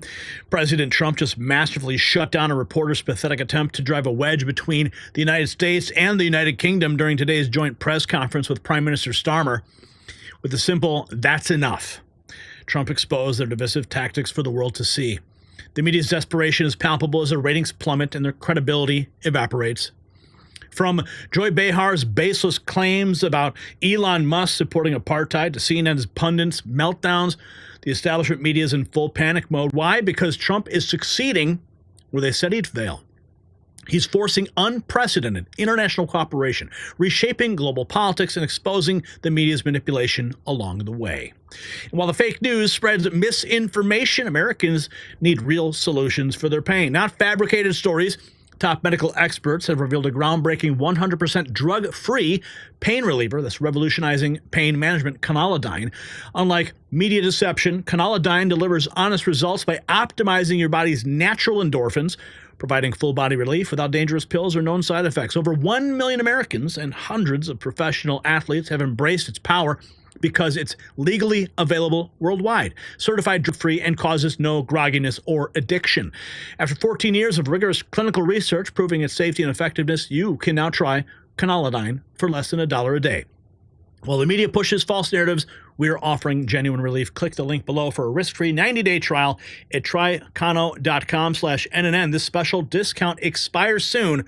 You got nothing to lose but your pain. Okay, we're talking about the new media today. We are the new media. I have been the new media for 20 years. We've now got White House access. And speaking of new media, let's take a look at this. This is DC Drano speaking while holding the binder containing phase 1 of the Epstein file. And I think what he says here really encapsulates the spirit of what we're seeing today in America. I'm Bondi. That's the Epstein files. I'm here at the White House. I just met with Attorney General Pam Bondi, FBI Director Kash Patel, and the President and the Vice President of the United States, Donald Trump, and J.D. Vance. Today has been absolutely surreal. This is the power of new media. They're giving the Epstein files to influencers who supported President Trump and have stood by him, people who tell the truth to the American people. There's so much to tell you. All I can say is promises made, promises kept, and God bless America. That's the Epstein files. God bless America. Whew. It is changing right now, folks. It is changing. But, people like Governor Pritzker want to make lies on the media. They deliver lies all day long. And this is more, these are narratives that need to be corrected. Governor Pritzker today had the audacity to blame prices going up at the grocery store because democracy is under attack. Because, you got to remember that the things that I'm speaking out about now, about, the threat to our democracy, this is not a message to win elections on. It's something people need to know. They need to know that that's happening. But, if you talk to 100 people, knock on 100 doors, and I've knocked on an awful lot of doors running for office, and you say to people, democracy is at risk, nobody knows what that looks like. They've never experienced it before. Yeah. And the reality is what people need to hear about is what the effects of that are. The prices at the grocery store are going up because democracy is being taken away. The impact on you in terms of your health care, 770,000 people in Illinois will lose health care as a result of what Donald Trump and Elon Musk and the Republican Congress are doing right now. It's a danger to your way of life. And that's what people need to understand. It's all about affordability. It's all about how you can, make it just a little bit easier for people every single day to live their lives. And they're taking that away from you. That is what it's like to have democracy taken away. So those are, we need to bifurcate between educating people about democracy being taken away and talking to people about what the message ought to be about why they need to vote for Democrats. You know, you got... How crazy is that? And speaking of Democrats, here is a professor, Jeff Jarvis at Stony Brook University, said on CNN that we are in the middle of a totalitarian fascist coup. Was it the editorial? Well, I'm interested in a couple of the comments you made. You said it was destroying the newspaper because they failed to endorse Kamala Harris. I mean, what does that say about a newspaper that you have to endorse a certain political party and for it? That's not the way it happened. What happened was that the editorial board had an editorial done and ready, and that was the process. Right. And then suddenly to say, oh, now we're not going to endorse. They've endorsed other things since. It was the process by which it went under there. And there's other things going on constantly in the paper. I now use the hashtags Broken Times and Broken Post. The headlines in both papers, I think, are constantly off, constantly trying to soft pedal what's going on. Yeah. You're not going to like what I'm saying next, but we are in the middle of a totalitarian fascist coup in this country. Yes. And when we don't call it that, when we soft pedal it, when we don't have a real discussion about it. At least here, I could say those words, we can have that discussion, but you will not see those words in the New York Times or the Washington Post. So, Jeff, if we were being honest, there should be a breaking news banner on CNN and MSNBC all day long. Yes. We are in dictatorship right now. Well, I'm interested in breaking news, we are in a dictatorship. Oh, my God. Oh, bless their hearts over there. Bless their hearts. Okay, we got more from Scott Jennings. He posted this at his exchange on CNN. Going to hold them to account. Can we be real for a moment that DOGE is not about cutting money, right? It's not about spending. It's about shrinking government so that it'll be too small to stop Trump with whatever else is in this plan. Why would the government stop Trump? Isn't he the head of the government? You're saying the government would be too small to stop Trump. If Trump's the president, why would the government, the bureaucracy, be actively trying to stop him? Because they want Oh, man, he just said the quiet part out loud. Oh, damn, he just got smoked. Constitution and creating an authoritarian dictatorship. That's why. And no matter who was in office, I'm going to hold them accountable. But more importantly, I'm going to make sure the government is working for the American people. Both of you all made an interesting point, which is that your view is that Trump is shredding the Constitution. I'd like to hear more about that. But that it seems to me that you all both believe that the unelected part of our government, the bureaucracy, has a responsibility to resist the political leadership. Is that your view? That's not actually what we not said. at all. We said they are upholding the Constitution, the principles of the Constitution, and at times how we is have Trump seen, shredding the Constitution? My God, he's like. I mean, seriously, do we have to give you a civics lesson that we have? I don't know we put all power in the executive How is branch, holding the the legislative branch, the FBI. Now we're in control of the military. We're silencing media. This is what you do in a dictatorship. Are you suggesting that the president is not the commander-in-chief of the military? I am suggesting that the president is going to put in charge somebody who is going to contravene the Constitution. And at some near point, this conversation will look very silly for you because it will be obvious. And right now, you're gaslighting. But when we get to the actual rubber of the road of this, it will be clear. I'm interested in this conversation. He's going to put someone in charge who will contravene the Constitution. Like who? What do you mean by that? The president is in charge of the military, is he not? You said he's going to put someone in charge of the military? The president is in charge of the military. That is how it works. He was elected president. We, according to the Constitution, vest all executive authority in a president. And the concept that the military should be an independent agency or that the bureaucracy should resist the political leadership of this government is extraordinarily dangerous. That's such a straw man. That's not what we said. That's literally not what we said. I'm just repeating back to you your own I words. did not. Be real. Man, I love Scott Jennings, man.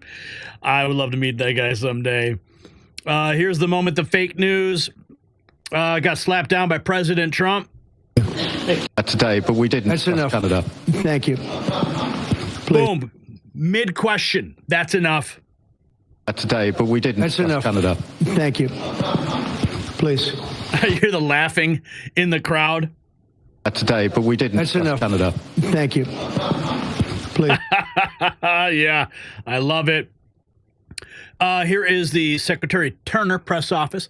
The myth HUD won't be able to deliver on disaster relief efforts and homelessness assistance. In fact, HUD just released $2.5 million in rapid unsheltered survival housing funds to help the most vulnerable left behind by natural disasters. Will the MSN report on this? Of course they won't, but we will. So here's more from Scott Jennings, Mariano Fall. Bezos has one newspaper. How many radio stations does Soros own? Oh, yeah. What about that? And Blue Orson. In fact, they worked extremely closely together. Here's what he said to the Daily Beast today. He said, "There is no doubt in my mind that he is doing this out of fear of the consequences for his other business interests. Amazon, the source of his wealth, and Blue Origin, which represents his lifelong passion for space exploration. He has prioritized those commercial interests over the Post, and he is betraying the Post's long-standing principles to do so." You can't not take that seriously as a possibility here. No, of course. I mean, this is what's going on. Billionaires have too much control over our media and are bringing their business concerns into our media. He can, as far as the human right of an owner to do whatever, but this is an incredible responsibility, or at least we used to think about it that way, to own an important piece of the media, a legacy piece of media. To treat it this way is to use it to... Well, it's a commodity. It's another business that is being used as leverage in an effort to protect his other businesses. Well, I'm interested in a couple of the comments you made. You said it was destroying the newspaper because they failed to endorse Kamala Harris. I mean, what does that say about a newspaper that you have to endorse a certain political party and for it? That's not the way it happened. What happened was that the editorial board had an editorial done and ready, and that was the process. Right. And then suddenly to say, oh, now we're not going to endorse. Well, they've endorsed other things since. It was the process by which it went under there. And there's other things going on. Constantly in the paper, I now use the hashtags Broken Times and Broken Post. The headlines in both papers, I think, are constantly off, constantly trying to soft pedal what's going on. Yeah. You're not going to like what I'm saying next, but we are in the middle of a totalitarian fascist coup. Okay, yeah. We heard that one before, buddy. Thanks a lot. Here is more Caroline Leavitt clapping back at the Associated Press, complaining about their coverage, not or lack thereof, in the Oval Office. Hard argument to The Associated Press says you're restricting access to the president and you're restricting access of the free press. It's a very hard argument to make when the president of the United States holds press conferences himself for more than an hour, sometimes multiple times a day, and takes questions from an array of journalists from outlets on the left and on the right. This is the most accessible and transparent administration in history, and anybody who just watches the television can see that, except for the Associated Press, I guess. Even a judge, a federal judge in Washington, D.C., sided with us in saying that the Associated Press or any outlet does not have a legal right to go into the Oval Office and ask the president questions. It is a privilege, and it's a privilege that has unfortunately been restricted by this group of D.C.-based journalists who call themselves the White House Correspondents Association and have had a monopoly over the White House and its press access. Not anymore. Yesterday, we announced that the White House is now going to control the pool rotation of reporters who get to fly on Air Force One, get to go into the Oval Office and ask President Trump questions. And we are going to keep the legacy media outlets around because we're not afraid to take questions from anybody. But we're also going to add those new voices in the mix who deserve to be there and who are excited about the privilege of enjoying this Trump administration and asking the president of the United States questions. Well, there's a lot to enjoy, but before we let you go, Caroline, how honorable is it for Jake Tapper to participate in the Joe Biden cover-up and then get paid to write a book about the Joe Biden cover-up? Kudos to Jake, because as you said, he was paid for lying. Now I guess he's paid for finally telling the truth. But he owes Laura Trump, my dear friend and the daughter-in-law of the president, an apology. You played the clip, and he tried to get the American people not to believe our own eyes. And there's a lot more journalists in this city who did as well. They lost a lot of credibility because of it, and Jake Tapper is surely one of them. Well, he lost credibility, but then he got a big paycheck for it. Thank you very much, Caroline. Good to see you, and keep up the great work at these briefings. I love it. It's great to be there. Great to see it all going down, and great to be in the press pool as well. Here's Meg Brock quote tweeting the Daily Caller. Joy Behar falsely claims on The View that Elon Musk supported apartheid. Oh, boy. And I think that's good. I don't think he ever wanted really the responsibility of the job. He's not really bright enough to handle the job. And Elon Musk kisses his butt and strokes his tiny ego, or big ego, whatever it is. And he doesn't get to he can take a nap while the guy was not born in this country, who was born under apartheid in South Africa, so has that mentality going on. He was pro-apartheid, as I understand it. He's a naturalized citizen. Right. Now. He's a naturalized Now he's citizen. a naturalized citizen. Oh, really? How did he do that? Did he come over the border legally? Yeah, here we go. Here's more. Now I'm getting some flack because I said that Musk was pro-apartheid. I don't really know for sure if he was. He grew up at that time when apartheid was in full bloom before the great Nelson Mandela fixed that. He was around at that time, but maybe he was, maybe he wasn't. He might have been a young guy, too. Might have been. So don't be suing me, okay, Elon? They're allowed to say any lie they want, but we have to be really strict. That's why this show's important. Yeah. That now I'm getting some flack because I said that. Yeah, because you're wrong and you're spreading disinformation, and you got fact check in real time by the lawyers behind the scenes. Okay, what's this? Ruthless podcast tomorrow. Nothing is off limits. White House Press Secretary Caroline Leavitt roasts journalists and discusses the ongoing battle with the media over reforms to the press establishment. Let's check this out. I think the press are having. There couldn't be a less fun reporter to enjoy going to the Super Bowl on a Sunday with the President of the United States than SB Date. I think that's something the press are having a hard time with.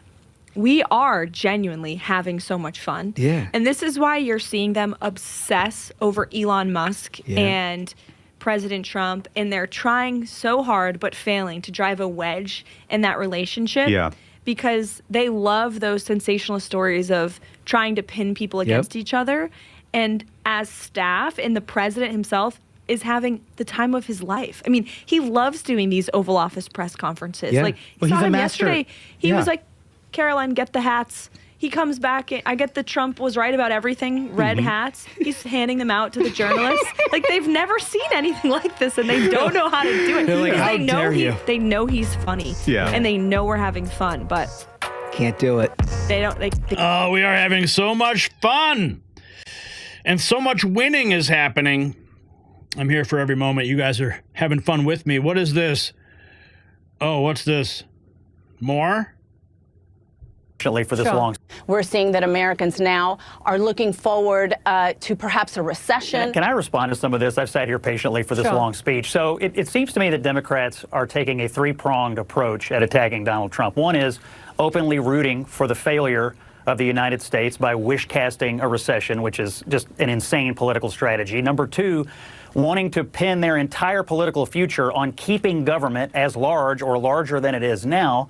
And number three, continuing to claim that mass deportations or that getting the border under control is somehow a bad policy idea for the United States. I wholeheartedly hope that Maria is appointed to run the Democratic midterm strategy, because if you're rooting for recession, for illegal immigration, and for a larger government, you're going to take a bath next November. See, this is the problem, because none of that is true, Scott. You know, I just repeated back to you what you said, and I don't know why you don't agree with it. Those are everything you just sweetheart. said. No, honey, I did not say that I'm rooting for a recession. Economists are the ones who are saying that a recession is coming because Donald Trump has done nothing about it. Get your pom-poms. Keep rooting for American failure. It served you well last November. So the media's credibility is in free fall, and they know it. Scott Jennings put it perfectly when he said the idea the military or bureaucracy should resist the elected president is extraordinarily dangerous. If that's exactly what these so-called journalists are advocating. They're not interested in reporting facts. They're pushing resistance to a democratically elected president. When it comes to government waste, exposure, notice how they completely ignore HUD Secretary Turner's announcement of $2.5 million in relief funds for disaster survivors. Instead, they focus on manufacturing division and promoting their globalist agenda. So the question every American should be asking, and you should be answering in the comments, if these media outlets are so brazenly biased in their political coverage, what else are they lying about you about in your daily news consumption? Support independent journalism with our Next News swag. Grab a hat or a shirt at shop.nextnewsnetwork.com. It's linked in the description. Okay, let's keep going. I just got an email from the White House. Want to see what's going on here. Big news day tomorrow.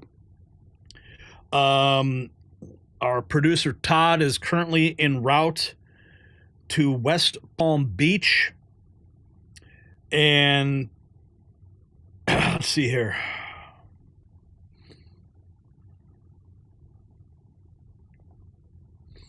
He's currently en route to West Palm Beach, and he's going to be covering Air Force One's arrival.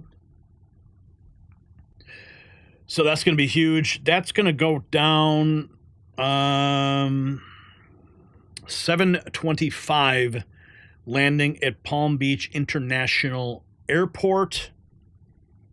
This is going to be huge. I'm going to go ahead and post this right now. This is what's on the schedule tomorrow. Let's see. Okay, 11 a.m., Trump is greeting Zelensky at the White House. 11:05, bilateral meeting in the Oval Office, high-level negotiations, working lunch, cabinet room. 11:35, joint press conference, 1 p.m. in the East Room. Zelensky and Trump to address Ukraine, peace talks, U.S. commitments. Trump departs the White House for Joint Base Andrews. Air Force One takes off for Palm Beach, landing in Palm Beach International Airport. And Trump arriving back in Florida to a hero's welcome. What's up, man? This is awesome. So we will be there on the ground in West Palm Beach. Not me personally, but Todd is actually driving there right now. Also learning One American News, The Federalist, Washington Examiner, Daily Wire also will be in the press pools. Let me just double check that note. Yeah, in-town pool. Okay, so The Federalist is the new media. Daily Wire is out of town. Print is Washington Examiner. And then we will be there as well when the president touches down. Okay. Unfortunately, I will not be there for the Ukraine bilateral press conference, but I will be back in D.C. next week to capture whatever is going on. So keep your eyes peeled to this channel and our X account. I'm actually making an X post right now for you guys for what is going on. Hang on, I'm posting this. Okay. Boom, boom, boom, boom, boom. And post. There it is. Okay. Huge stuff going on.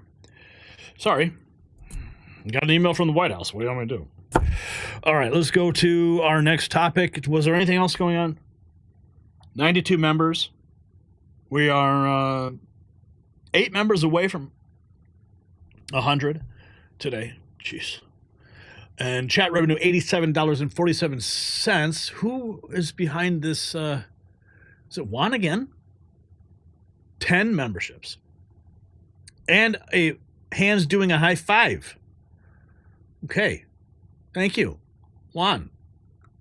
What's up? Our guys today, character looking really impressed, saying, whoa. Did I get that already? $5. Thank you. Thank you so much. Okay. Let's go. Let's go. Let's go. More news to get to today. Okay, this is, oh goodness, man, some of this news is just so disgusting.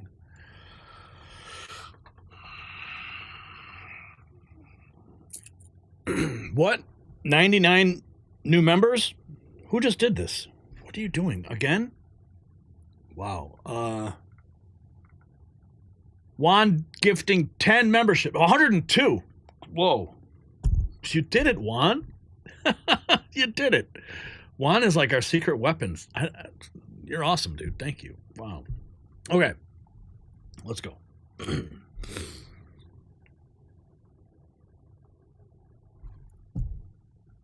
Okay. Patriots, what we're witnessing at our southern border represents nothing short of a complete reversal of disastrous policies that allowed millions of illegal aliens to flood into our country. ICE agents in Texas just intercepted a human smuggling operation, discovering illegal aliens crammed in the hidden compartments of a utility truck.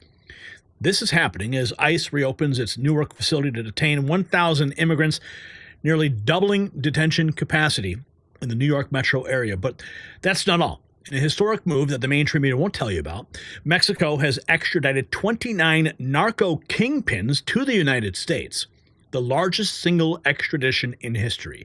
And former DEA agent Mike Vigil called it the highest number of extraditions in the history of Mexico. And President Trump's tough approach is already yielding results that the previous administration couldn't achieve in 4 years. And while President Trump tackles the border crisis, there is another invasion threatening American men, testosterone killers in your everyday diet. Now, most guys blame low T on aging or genetics, but the real culprit is something that you're eating daily, something you've been told is healthy. This one food has scientifically been proven to devastate testosterone levels, yet most men consume it regularly. It's not junk food or sugar, it's something far more unexpected. Just eating it a few times a week is enough to wreck your testosterone, drain your energy, and crush your motivation. And as Trump's administration stops illegal border crossings, you can stop this testosterone-killing food from crossing your plate. Our friends over at Sculpt Nation have seen remarkable transformations in clients who eliminated it. They're building muscle, burning fat, and feeling energized like never before. Discover what this testosterone-killing food is at sculptnation.com/NNN. It's linked down below. This simple change could transform your vitality while America transforms its borders. Now let's get into it. This is from the Oval Office earlier today. President Trump weighing in on the fentanyl crisis from a reporter. A little more than that. Mr. President, our fentanyl, Mr. President, less than 1% of all fentanyl that comes into the U.S. is apprehended at the Canadian border. So why use fentanyl as a reason? Because they should be apprehending much more. They're only apprehending 1%. You're right about that. It's a little more than that. But they should be apprehending much more because a lot comes through Canada. And as Mexico gets stronger in terms of the border, it goes up to Canada. And a lot of drugs are coming in through Canada. We can't have that. Mr. President, we're ending that now. We've got more. Let's keep going. James O'Keefe caught this. 24 hours ago, U.S. Border Patrol agent Monica Cruz blows the whistle on juvenile smuggling network. Oh, my goodness. On a regular basis, Border Patrol agent Monica Cruz in the Welton, Arizona sector is blowing the whistle on a deeply flawed system in which juvenile smugglers, also known as foot guides, are able to bring multiple groups of illegal aliens across the border on a regular basis. The smugglers are teenagers whose ages range from 14 to 17 years old. Given a loophole in the American law, when the teenage smugglers are apprehended by Border Patrol, they are released back to Mexico repeatedly, only to repeat the same smuggling route with no fear of legitimate consequences. One particular smuggler, known by the nickname Timmy, has been apprehended and released over 20 times, which means he smuggled people 20 times. Monica Cruz has made the extraordinary decision to go public, on the record, which is against Border Patrol policy. And don't fear the government and what they can do to you. I'm just standing here, just hear what I'm trying to say. Help me. This is her story, and the story of teenage smugglers, Timmy and Jimmy. We're here with... Okay, so here, check this out. I'm going to go ahead and repost. This is an 18-minute video. It's on my X account right now. You can also go to James O'Keefe's. I'm sure it's on his YouTube and his X, but I just reposted it to our X account. You can watch the whole thing in full. But that's huge. And the fact that she's saying that she doesn't care. She's going to go ahead and she's going to speak because she knows that she has the administration on her side now. During the Biden administration, These Border Patrol agents were persecuted when they spoke out. Now we have an administration who actually cares. Here is, oh my goodness, I hate even seeing these words on screen. Florida Governor Ron DeSantis says convicted traffickers, Andrew and Tristan Tate, are not welcome in the state of Florida. We also have this, border czar Tom Homan, very interested in what the mayors of 4 sanctuary cities will say when they're questioned during a House Oversight Committee hearing on Wednesday about the refusal to cooperate with federal immigration authorities. Oh, wait a minute. I think, I'm actually going to be in D.C. when that's going down, I think. Oh, that's going to be fun. Here's U.S. Immigration and Customs Enforcement. 16 illegal aliens arrested after attempting to flee from ICE Gulfport officers during Mississippi worksite inspection. Here's some of the photographs from that bust. These are official from U.S. Immigration. This is ice.gov on X. Let's see what else we've got here. Ivory Hecker has a big update. You remember Ivory? You guys love Ivory.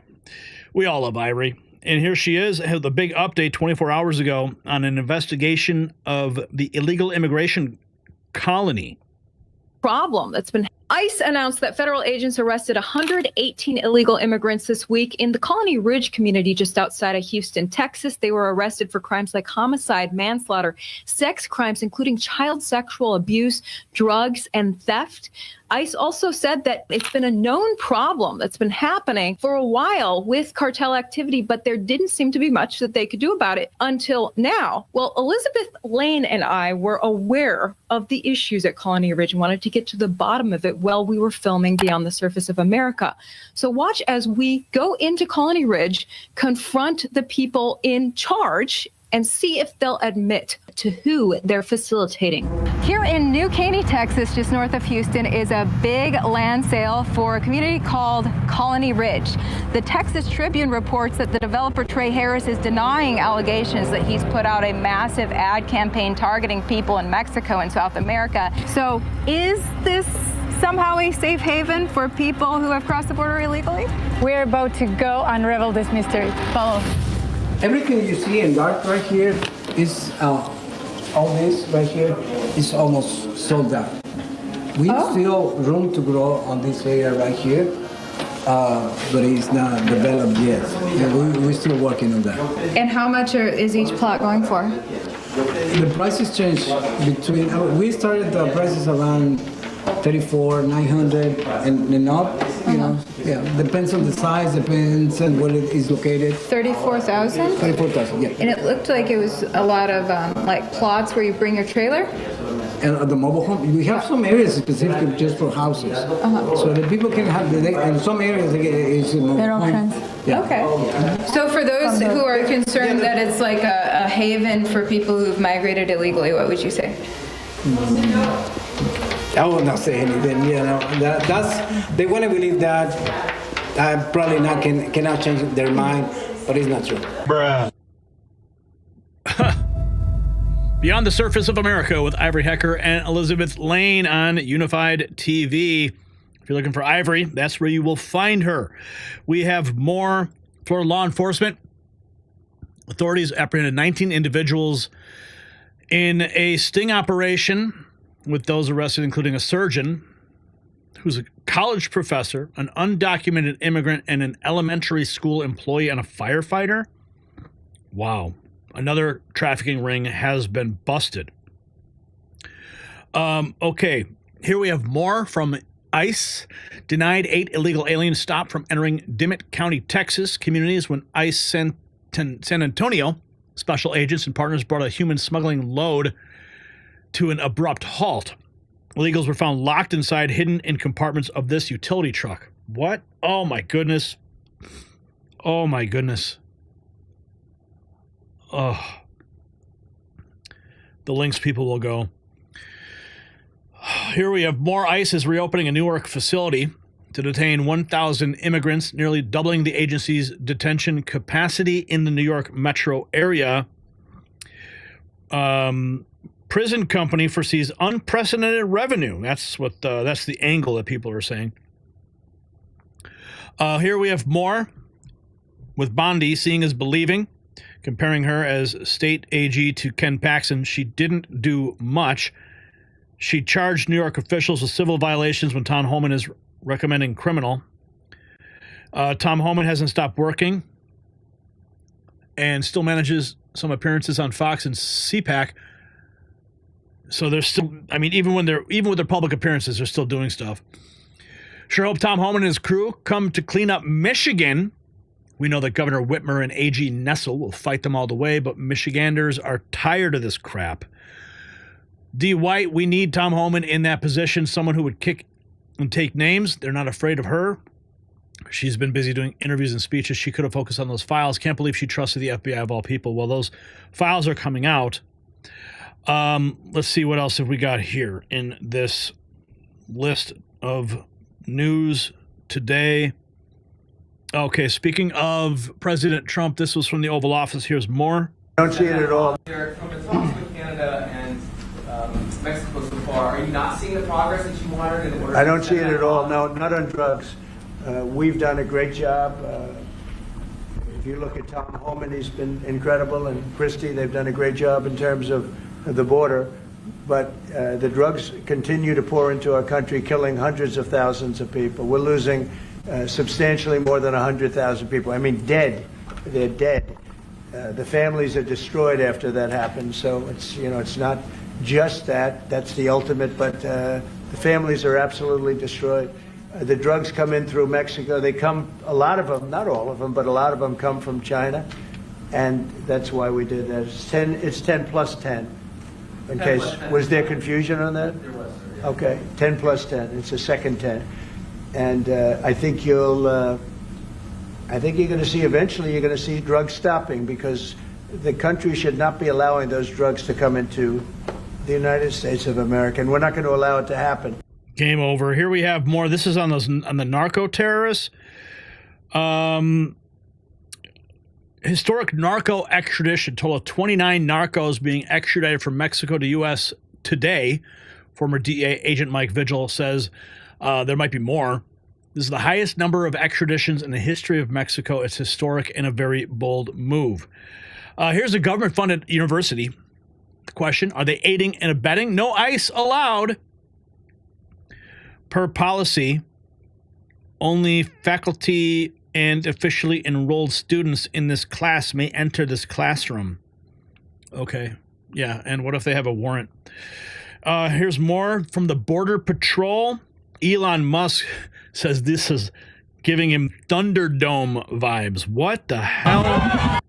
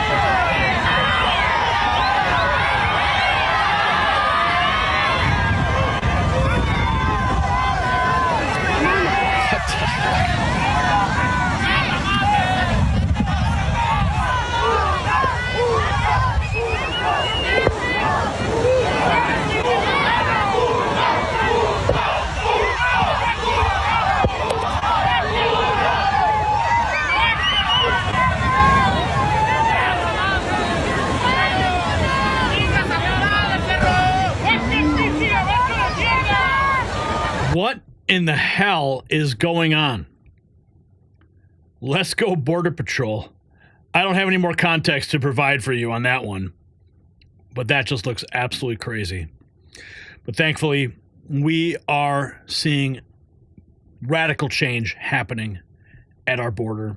There's a new sheriff in town, and the war on illegal immigration and drug trafficking is just beginning, but the results are already speaking for themselves. President Trump promises to implement tariffs starting March 4th, and it's already sending shockwaves through the cartels. The drugs continue to pour into our country, killing hundreds of thousands of people. Families are destroyed. That's what the president said, adding, eventually you're going to see the drugs stopping.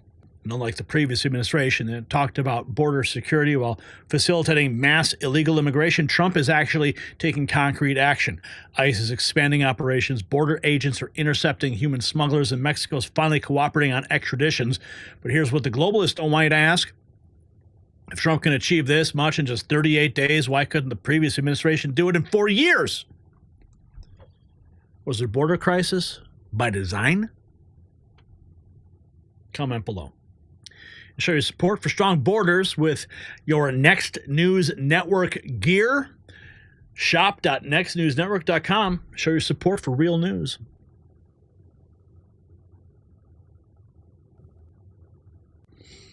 All right, let's see what's going on. This earbud, I just did not put it in the right space today. Okay. What? Someone... Juan Ruiz dropping another 10? What? 112 new members today. I don't even know what the number count is at right now. Look at all these folks. Wow. Another 10? Look at them all. What? Thomas Futch also gifted a membership. Dude, you guys are on fire today, man. Thank you guys so much. $87.47. We only need about, $13. We can get over 100. I could tell Angie tonight that I did a good job on my chat room. Don't you want to see Angie smile? Okay. Let's check in with you guys and see what you're talking about in the main chat room. And then we're going to go ahead and look at the feed and see what's going on in the big feed. The actual Next News Network X feed. 8 seconds ago, what's this? What's this? Monica Lewinsky says President Bill Clinton should have resigned. Okay. Mario Nafal doing an interview, I guess.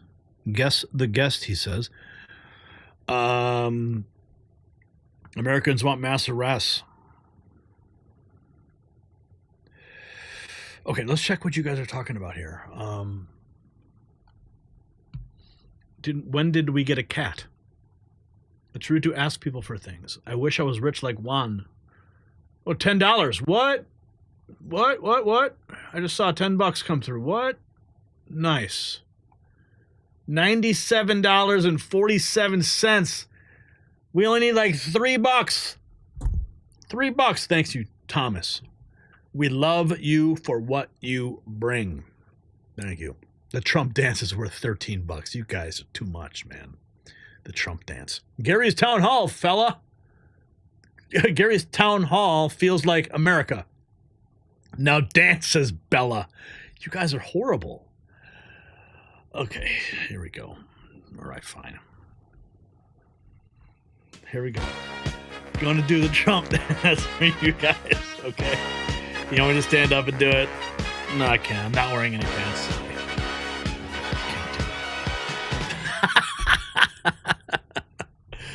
No. I'm just wearing my shorts, but you know the deal. Okay, it looks like Tom B420 dropped $5. Thank you, Tom. Thank you for that. Dance to the Back to the Future theme. Am I nude? No. Okay. You guys, are you guys literally typing in the YMCA lyrics in the chat room now?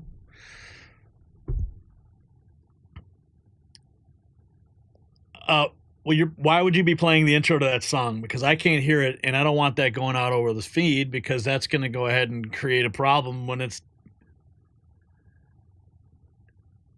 Yeah, well, that's going to create a CID claim, Brian. You should know that. Yeah? Okay, well, we'll see. We'll see. How long have you been doing that? Good God, Brian. Don't do that. Don't do that, please. Oh, my goodness. You should know better, Brian. Here is... Oh, check this out. 5 hours ago, FBI Director Kash Patel. FBI is entering a new era one that will be defined by integrity, accountability, and the unwavering pursuit of justice. There will be no cover-ups, no missing documents, and no stone left unturned. And anyone from the prior or current Bureau who undermines this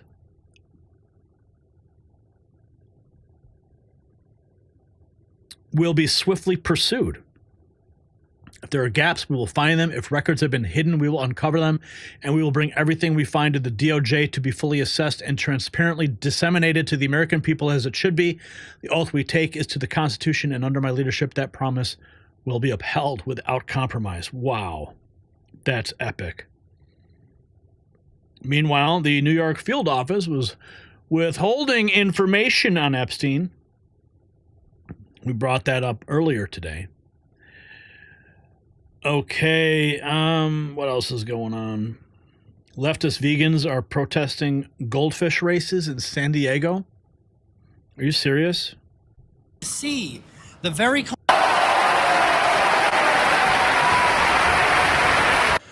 Matt Baker here in Pacific Beach. We are here at the Shore Club to see the very controversial goldfish races. Apparently, PETA types have been out here protesting and telling them that they need to shut them down. They say, stop blowing goldfish. The news crews are here, and the protesters are standing by. The goldfish are about to be blown any minute now. I can feel it.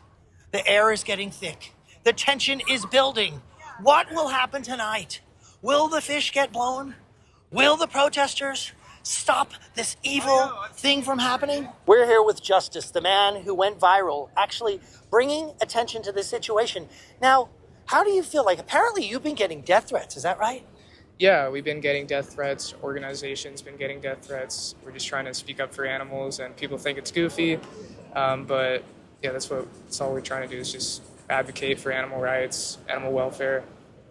Yeah, well, you're definitely making a big splash, right? Isn't that the essence of a good protest, is getting some eyes on it, right? Yeah, for sure. So technically, I mean, I've done some protests before, and I got more views from the people that hated me than the people that loved me. So in a way, it doesn't really matter. Yeah, I guess it's good either way, getting some recognition. Yeah. And little do you know, we actually saw this guy down at the. It ended up basically becoming the Treelon march, right? Who do you hate more, Donald Trump or Elon Musk? Who do you hate more, Donald Trump or Elon Musk? I hate both of them equally. Oh, you gotta give me one. Oh my God, bro! I don't want to pick and choose the evil. It's all bad. How about it's like Treelon? What do you think about Treelon? Treelon's awful. Treelon lump. Treelon. Yeah, Treelon skid mark. So, do you want to stop the hate, sir? Of course, that's why I'm an activist. Oh, my goodness. Okay, all right. Oh, Karine Jean-Pierre, she's what? What's she doing now? Rips the Democrat Party for turning on Biden after his disastrous debate performance. Oh, what's this? What was... personally, I think what was the toughest thing to see in the 3 weeks was there was a disconnect for me. What was happening with leadership in the Democratic Party and how it was truly, as my former colleague, communications director Ben LeBolt said, it was a firing squad. And I had never seen anything like it before. I'd never seen a party do that in the way that they did. And it was hurtful and sad to see that happening. A firing squad around a person who I believe was a true patriot, a person who I believe did everything that he can for this country, a person who I believe, as I mentioned before, has done more in one term than most presidents had done in 2 terms, historical things. And I was shocked by what I was seeing. And Karine, just to clarify, it's your other Democrats and Democratic leadership coming out against Biden. Yep, I had never seen anything like that. That was, if you're asking me, the thing that I saw in those 3 weeks, that was shocking. Shocking. And instead of coming together to really be unified and trying to figure out how do we save our democracy, how do we fight back, that's what I was seeing. And, that's what we decided to do for 3 weeks. And, you know, it was truly, truly unfortunate. And I think it hurt us more than I think folks realized to have done that. Man, she's so delusional. I mean, when she talked about Biden doing like these historic things, more than any president ever, like what, leaving the border wide open? That's pretty historic, a historic failure. Oh man, these people are delusional, completely delusional. Okay, folks, 113 new members, $107 in chat revenue. Thank you guys so much. We'll be back tomorrow, of course. You know, Todd is going to be covering the Air Force One arrival in West Palm Beach. He's en route right now. I'm leaving for D.C. on Sunday. I'm going to spend the whole week there. It's going to be exciting. Who knows what's going to happen? But there you have it, folks. A night of bombshells we've witnessed together on the Raw feed. Day 38 of the Trump administration, and the pace of change continues to accelerate. We began with a historic meeting between President Trump and UK Prime Minister Keir Starmer that has fundamentally reshaped the special relationship between our two nations. King Charles III has extended an unprecedented second state visit invitation to Trump, something no American president has ever received. Tomorrow, President Zelensky arrives at the White House to sign a groundbreaking agreement on Ukraine's mineral resources. After years of endless war, peace is finally within reach. The swamp is draining continually, with the DOGE Task Force exposing $260 million in wasteful contracts at HUD alone. Government employees who've been feeding at the trough of taxpayer dollars for decades are finally facing accountability. Commerce Secretary Lutnick's plan to use the Postal Service for the census could save American taxpayers $40 billion. This is what real government reform looks like. Then we saw the bombshell revelations from the Epstein files, with Attorney General Pam Bondi ordering the FBI to release all documents after discovering thousands of hidden pages. Remember, this is just phase one, with sources confirming criminal charges are imminent. The victims of these heinous crimes may finally see justice. We watched as President Trump masterfully shut down the fake news media attempt to create division with the UK. The establishment press continues its desperate campaign of lies, but their credibility is in free fall, as Scott Jennings pointed out. The media's calls for resistance to a democratically elected president are nothing short of dangerous. And finally, we saw real action on border security, with ICE doubling detention capacity in Newark, while border agents intercept human smuggling operations. The historic extradition of 29 narco kingpins from Mexico proves that Trump's tough approach is already yielding results, with previous administrations couldn't do it at all. None of this coverage would be possible without your support. If you value real journalism, please consider donating through the link in the description. Every dollar helps us continue bringing you the stories the corporate media will not touch. And I want to thank all of the viewers who sent in super chats and rumble rants tonight. $107.